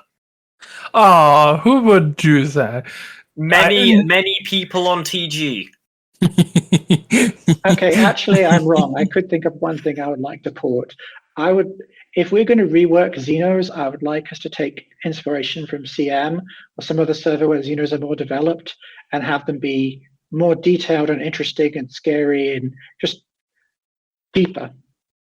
Okay. Oh, I forgot another thing. What was it? I would actually like to see if Miner wasn't such a pain in the ass to balance. I would actually like to see the additional content that was added to TG Lavaland be ported over to Paradise. That's me, Okay. just me. Let's move on. We have, If I may. of course. Yeah. As someone who likes to play engineering quite a lot, if we could rip one thing from one server and have it work the same as it did there, Goons TEG. Goons Fraud. tag would be nice, but there are many Oh my reasons that God. we cannot have Goons tag. I'm aware there are quite a few reasons why we can't have it, but oh man, I would kill to have that thing. Okay. Wesley Smites. Unless one. Good. Wesley Smites asks the following. Does the Can AI I or... interrupt a sec? Of course. Fox did actually get Goons tag working on our code base with all of the quirks and everything else. It is possible, but again, licensing. You would have to ask the Goons very, very nicely. And given the tag is like one of their golden things, they're probably not going to give it up so easily. This Anyway. is, by the way, please don't ask. Let the staff do that. Do not ask them yourselves. Oh yeah, good point. Do not. I swear to fucking God, if anyone harasses Goon Station after this, I will be screaming at people. Do not harass Goon Station on your own accord. Especially not now. They're dealing with enough shit at the moment, for fuck's sake. Yeah, I want to point out, probably if you're asking Goon and be like, oh, Para would like that, you will get banned here. Just don't. Don't ask other servers on our behalf, please. Okay, Wesley Smites would like to know, does the AI or its cyborgs have any obligation to follow SOP and or space law when not explicitly told or lawed to do so? Yeah, no real opinion on this. I don't deal with administration stuff. Yet. Is muted. Mm-hmm. His No, they don't. died. No, you don't. Right. Sorry. Yeah, so no, they don't. Next question. Does the AI or its cyborgs have knowledge of SOP or space law as a matter of fact, as opposed to being an IC decision, including the AI's SOP section, command SOP, or unlike all other SOP sections, does the AI SOP section simply govern IC behavior of non-synthetics as they interact with the AI? That's a quite complicated question. Gosh darn. Fox's verdict on this: they might know, but they shouldn't care about it. You're a silicon. You only care about your laws. Okie dokie. And OOC arguments have spawned as a result of different players' perspective regarding these questions, allowing the AI the freedom to make these IC decisions rather than mandating IC knowledge or IC compliance with information not present in its rules would result in a more enjoyable AI player experience without negatively affecting others. As always, if an AI player takes an action that are harmful to the round and cannot give very good reason as to why, the issue should be handled as admins see fit. Yeah, it's not your forte. We're kind of... Yeah, I can't see him typing anywhere. I pinged him Yeah. at one of the random channels in staff chat to like teleprompt through because Can you fix your microphone keyed or join with a mobile phone or anything? he might be trying to do that now. I did ping him in a channel in staff chat if he wanted to use that as like speaking room, since its stuff is going to get very lost in the meeting channel. Okay, I will answer the next question then. iMick would like to know how big a bribe would it take to become an admin, hypothetically speaking, of course. Like we said at the very beginning, hey, we can hear you, Kiet, a bit loud. careful. As we said at the beginning, it takes 12 euro or $15 per week to be an admin. The verdict here is that if you are asking a question like this, then you might not be good admin material. I'm The better question you should ask is how much will we pay you to be an admin? Because if you're really, really good at being an admin, you can get paid to do it by gaming companies. So understand the value of your time and don't be willing to pay other people for something which normally you would get paid for if you were good at it. Okay. Next question by Freaky Crafter. Is there any chance we could get multiple names for characters, as in, say, names for Borgs AI, maybe even ERT? The way I see this, you already have an unlimited amount of names for Borgs and AIs, because you just key it in at the round start. There's no need to have, like, multiple names for things, because you just key it in there and then. And then as for ERT, I would not like ERT to be personally named, because then you get distracted from the goal of ERT, which is to sort the fucking situation out. And then, well, you're meant to keep your CENTCOM identity and your station identities different across characters. You shouldn't have crewmate here on station with the same name, same appearance, same everything as an ERT officer. That breaks immersion, that breaks consistency, not happening. Fox has also said, this was planned at one point, but not ERT. If by multiple names you meant that you could input the name for your clown, mime, AI, Borg during character setup so you didn't have to do it in a text box, that was planned at some point. PR may return someday. Don't know for sure, to be determined. Insert other ambiguities here. Okay, let's move on. Why do they all have so great names? Veteran Kill would like to know, how do you feel about the current medical system, specifically internal injuries? It's not uncommon for there to be a constant stream of people coming in with internal bleeding and broken bones to the point where medical can't keep up and people are forced to wait in line for treatment, sometimes dying while they wait. Fox says TG's wound system may be worth exploring or looking into, but mainline TG medical, no way. Which I fully agree with. I do not want to move to a medical where everything is surgery, everything is fixed by that, etc., etc., etc. Yeah.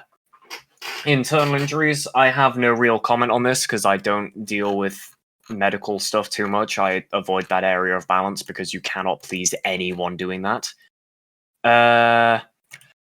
What's it called? I would forward this to Necker by normal means, but he's not here, so I guess we'll just be doing something else then. Kiet unmuted briefly and then remuted, but I didn't hear any audio from him, so he may still be trying to mic troubleshoot. Yeah, I'm not hearing anything. Okay, let's continue. Freaky Crafter asks, are there any plans to add experimental surgery or different things medbay can do to crew members that aren't harmed to keep extended shifts more interesting for medbay? If you want to keep things more interesting, well, we don't have any sort of plans for like experimental surgery stuff, but if you want to have fun in medbay and extended, be a geneticist. Start humanizing and tweaking the genetic parameters on things in the gene modifier and make absolute abominations where each limb is a different rainbow color palette pick and just leave it on a chair in the bar for everyone to gawk at. That is how you have fun on extended in medical. Okay. Next one is from... Why? Oh, duh. Okay. I will just try to say it. The next question is from Gilnor Poriphemus, and they would like... Yes. Yeah, just call it. And they would like to know any plans on equipment respawning or some other forms of getting people kitted if they join late in the round and no more starting gear is available. In terms of gear respawning, probably not, because that'll be like unnatural as hell. We have the cryo recovery console for a reason. All important job gear can be recovered from that console and stuff. A lot of people Don't- actually don't know it exists. Yeah, Don't we actually have cargo to all the replacement gears? Like, what kind of jobs have gears that is completely irreplaceable by either cargo or science? that is also a Yes. very good point. Things like in engineering. Oh no, we're out of insulated gloves. Okay, go and order some. I will say that given the number of places you can get replacement gear from already, I don't consider this a major problem. Oh, welcome back, by the way. Well, I mean, if there's a few items that do exist, it's not it's not something that should not be replaceable, and it is constantly used, then add it to cargo. Just make a PR for it. Literally, that's it. Do that. Okay. Next question. Also, any plans on adding engine rotation into the round to keep engineering on their toes and keep people freshened up on their engine knowledge? I'm going to say no, because I have looked at a code base before, which has engine rotation, where your round stop setup can be a Singularity, a Tesla, and a variety of supermatter setups. And I can say with confidence that is never going to happen, because the only way that engine rotation can be viable is if you save the entirety of engineering as a map load template, load said template in at round in it, hope that it doesn't break and all the pipe nets load properly, and then if you want to make a map edit in engineering, you now have to make a map edit in 5 different files. It's a fucking mess. It's not happening. And as for Fox's verdict, no engine rotation. Singularity and Tesla are both kind of no-brain engines. There's no depth in either of them. I would agree. As far as I know from talking to the other heads, over time we have got to a point where none of us think that engine rotation is viable. Okay, next question from Freaky Crafter. Also, any chance we would get senior jobs? Basically, just the same job, but with a different title. Mostly so new players could know who to ask for help if their head isn't available, and to help command decide on who to make the acting head. In addition to that, No, that's the next question. So I would say briefly, an alt title might be possible because it would let you flag how experienced you are in a job, but actually adding an entirely new job, not only would you have to go through all the code of adding the job, but you'd also have to add starting areas and all that stuff for all the different maps, and it's just an excessive amount of work. Maybe it's viable as an alt title, but probably not as a full job, I would say. I'm siding no on any approach for this for one simple reason. Anyone that thinks they have even a moderate amount of experience will instantly wear the senior title for false ego inflation, be like, oh, I'm the senior, you should listen to me. As for learning how to play the game, we have the wiki, the in-game guidebooks, the entire mentor team. All of those are much better than a senior role in-game that's just going to be one person who only half knows what they're doing, and they just want to inflate their ego to the size of Jupiter. Just Also, like my it's job. It's not even necessary to have a senior title to decide who the next department head will be. Usually when I'm a captain and I'm going around trying to find a replacement department head because the existing one is dead, AWOL, or cryoed, nobody's even willing to volunteer. I can't find a single volunteer who wants to be a department head in the entire department. So if you want the job, you can have it. Okay, next question. In addition to that, more editorial words. In addition to that, is there a way to get more edits for the TCOM protocol? So, for example, acting heads also get amplification. Now, I've got a bit of experience with this. I remember. I was there. TCOMs is probably not going to be tweaked much at all. Because, well, in terms of making acting heads get amplification, you've got to deal with a variety of different formats here, because acting titles aren't something the game provides. You have to not only deal with casing, but you have to deal with acting RD, acting research director, research director and then acting in parentheses, or square brackets, or curly brackets. There's a lot of different styles people use, and it's not going to conform properly.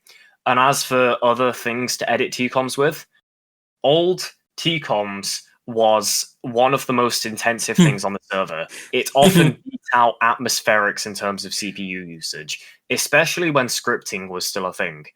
Good times. I abused the fuck out of telecom scripting. I will admit it firsthand. And I can tell you firsthand from that experience, that never needs to come back. Not just because of all the dumb stuff you could do with it, just the sheer amount of fucking security holes it added. What do you security? I have no idea what you mean. He's not just talking about.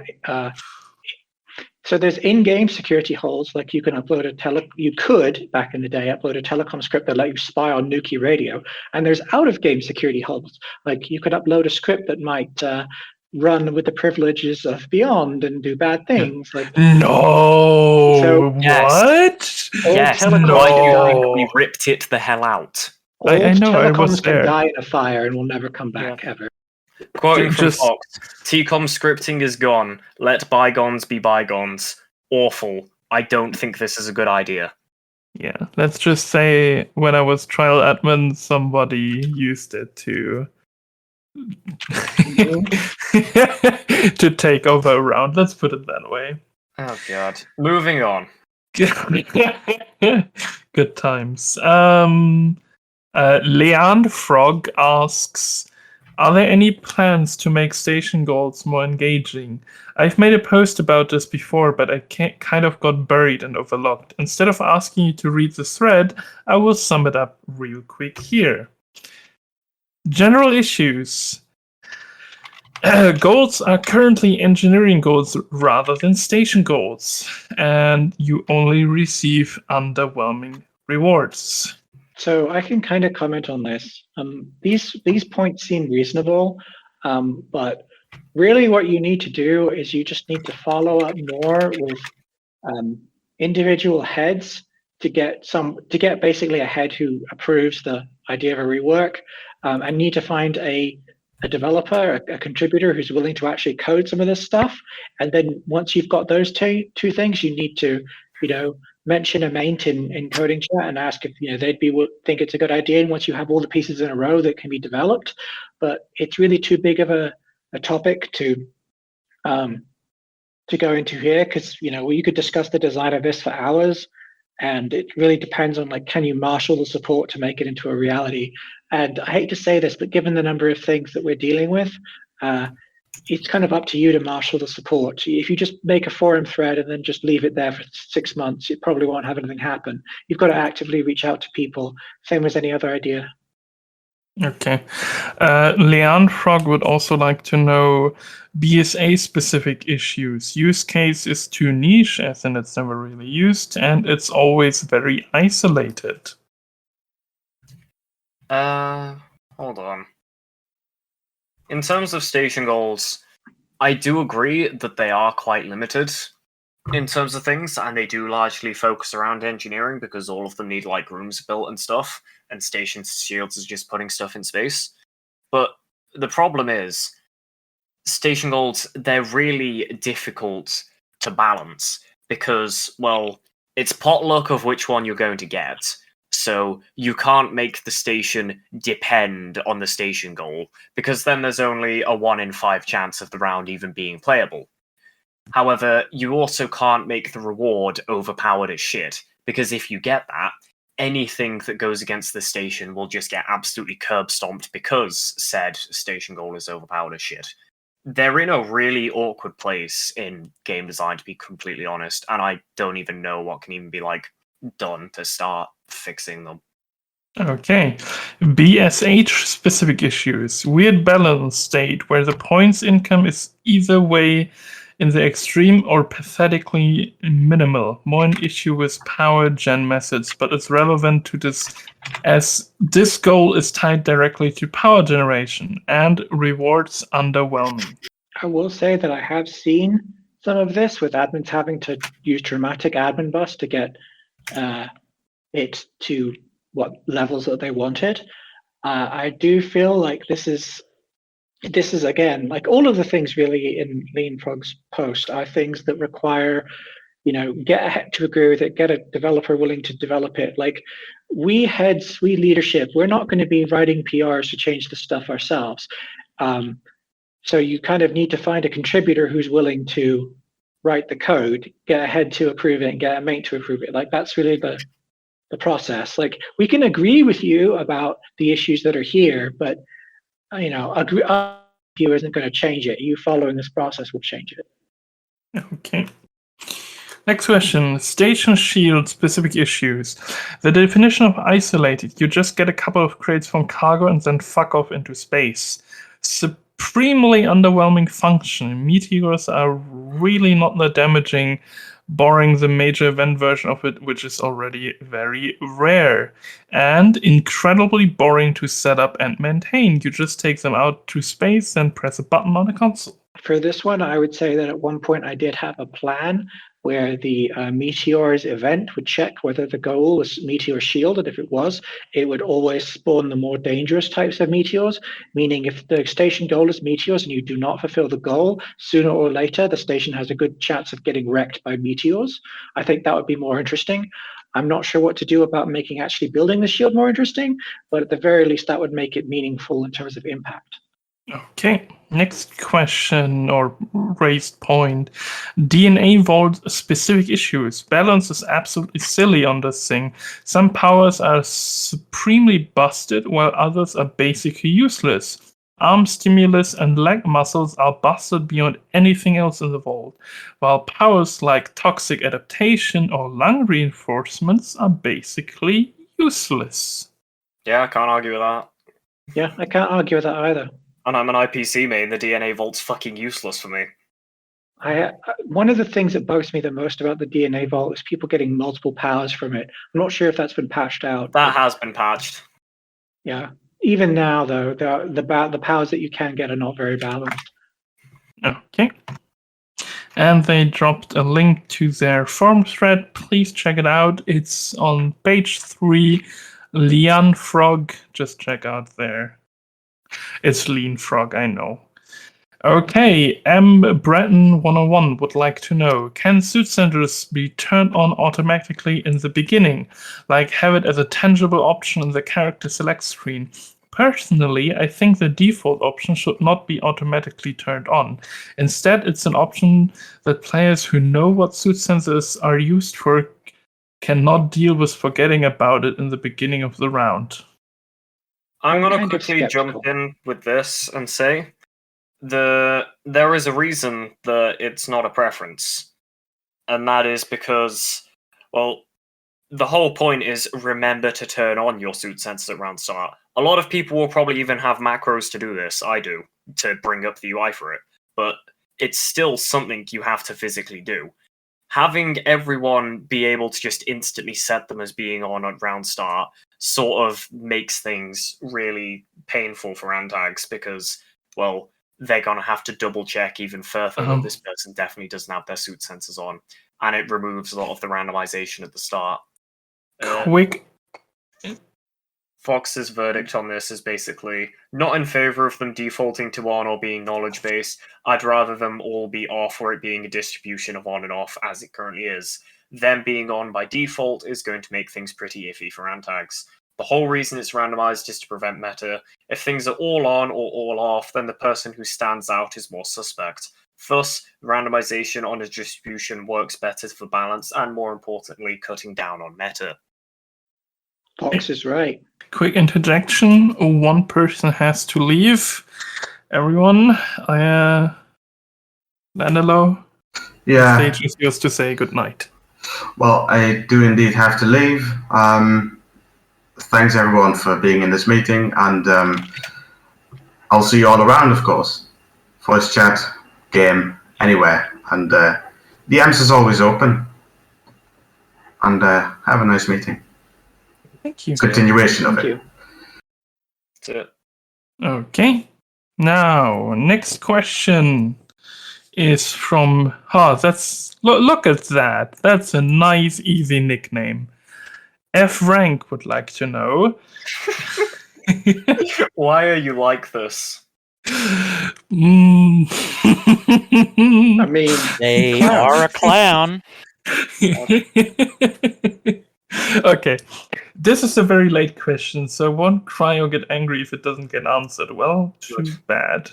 Do you have any plans for genetics in the future? X-ray was thankfully removed, and now we have several new interesting powers. Genetics is at the moment the most tedious job on the station. Do you agree with this statement? I'm not sure that's tedious. I think he meant like actual tidious, as in like it's a job with the most grey-tide ability. They meant. Oh, I don't know. I think they meant tedious. They just had spelt it because I've heard from a lot of people. I mean, I used to main science for a long time. I've heard that since the nerfs were put into genetics, it's become a worthless job and not worth playing. And I'm inclined to agree with that. So I definitely agree that genetics could do with a big rework to move it away from its current mechanics, but the amount of effort it would take to get that actually done is quite high. Fox says, TG Genetics has been on the radar for over a year now. Getting it to work well with our aesthetics, namely tail, facial hair, accessories, etc., is the primary roadblock. Whoever in a community meeting is saying Goon gene stations when? Never, because licensing issues, and Goon says no you. No fun allowed. So, we have one more question. Qwertytoforty would like to know, affected, how far I can are answer you on the Nano UI update? Is it coming back? I can answer for him. Fuck no. See, this is why I like Ansari. He's direct. I'm sorry, you're now my liaison. So, did we ever go at least into a little detail how much work and annoyances it is actually to use all that JavaScript stuff in the old browser? I am a front-end developer. If you move forward to more modern technology, you do not fucking go back. There's no fucking reason to do that. Why the fuck are you doing that? Yes. Toodles, you set off the Ansari. I'm sorry, but I would like to point out the following. The way that dark mode is being activated in chat is using your entire chat, puts it into a quote-unquote cookie, then sets the flag to load the dark CSS, reloads the entire window, and takes everything from that saved cookie and puts it back into the chat. It's that bad. I would like to point out the entire reason we do this is because IE doesn't let you modify elements on links. Chrome and any other sane browser works just fine. Yup. Did you know that Beyond is based on old technology? Yeah, I'm adding Internet Explorer to my resume. I mean, I'm not sure how much of an advantage. Yeah, saying like you should hire me, I know Internet Explorer is like saying you should hire me because I know COBOL. Oh, I don't know. There's reason for the second one. Wait, isn't Cobalt actually still being used in the finance sector? Yes, it is still being. IE is still being used. And Fortran. Yes. Anyway, I will mention this because it's actually relevant. I work in the financial sector, and our main program we use to interface with customers' accounts is based on IE. Nice. Most enterprise stuff is, which is why Microsoft will never truly remove the IE view engine. They'll remove the front end, to add to that, will exist forever. I had to fix an IE bug once, and in the end, I could not get my setup to work properly before we drop IE support. Okay. I will quickly look through the remaining questions. If your question is now not being asked, I deemed it trivial. Sorry. But in terms of transparency, your question will get answered, because any question that is currently not being answered will be put into a big questionnaire towards the maintainers and the head admins, and they will answer, and it will be put into the forums. However, staff. yes. However, if it's not being currently answered, I deemed it too irrelevant for now. Sorry about that. Nothing personal. Okay, we have one question from Kerbal Citizen. They would like to know, is there any plan to revert the slug and buckshot removal? Frag 12 is arguably stronger than slugs and is still around. Dart rounds hold 30U, which means a lot of potential. Rubber shot and beanbags are still strong. Combat shotguns are still really good. Pulse slugs do 40 burn. Perhaps slugs could be added back, but they do 20 to 30 brute to make them comparable to auto rifles, but with less ammo and lower fire rate. I'm waiting for Fox to finish typing. He's going to say Okay. no. I know, but I want the justification. Technology cells are hard to mass produce because they are complicated to make. You have to do all of the pieces in stage. Combat shells are, well, what's called to mass produce things like slugs and buckshot. It was just a case of hack an auto lathe and feed in all the metal from the miners. There wasn't much like effort put into it. Whereas with making tech shells, you have to actually print all the components individually, spend time putting them together, and do everything else with it. It's not remotely comparable with the amount of effort put into each side. So, Okay. TLDR, no. We So- have... Sorry, go on. I was going to say I should probably leave in about 10 minutes. Okay, Space, I saw your question. It's silly, but you have been recognized. I love your humor as always. I can't. Now we need Cat.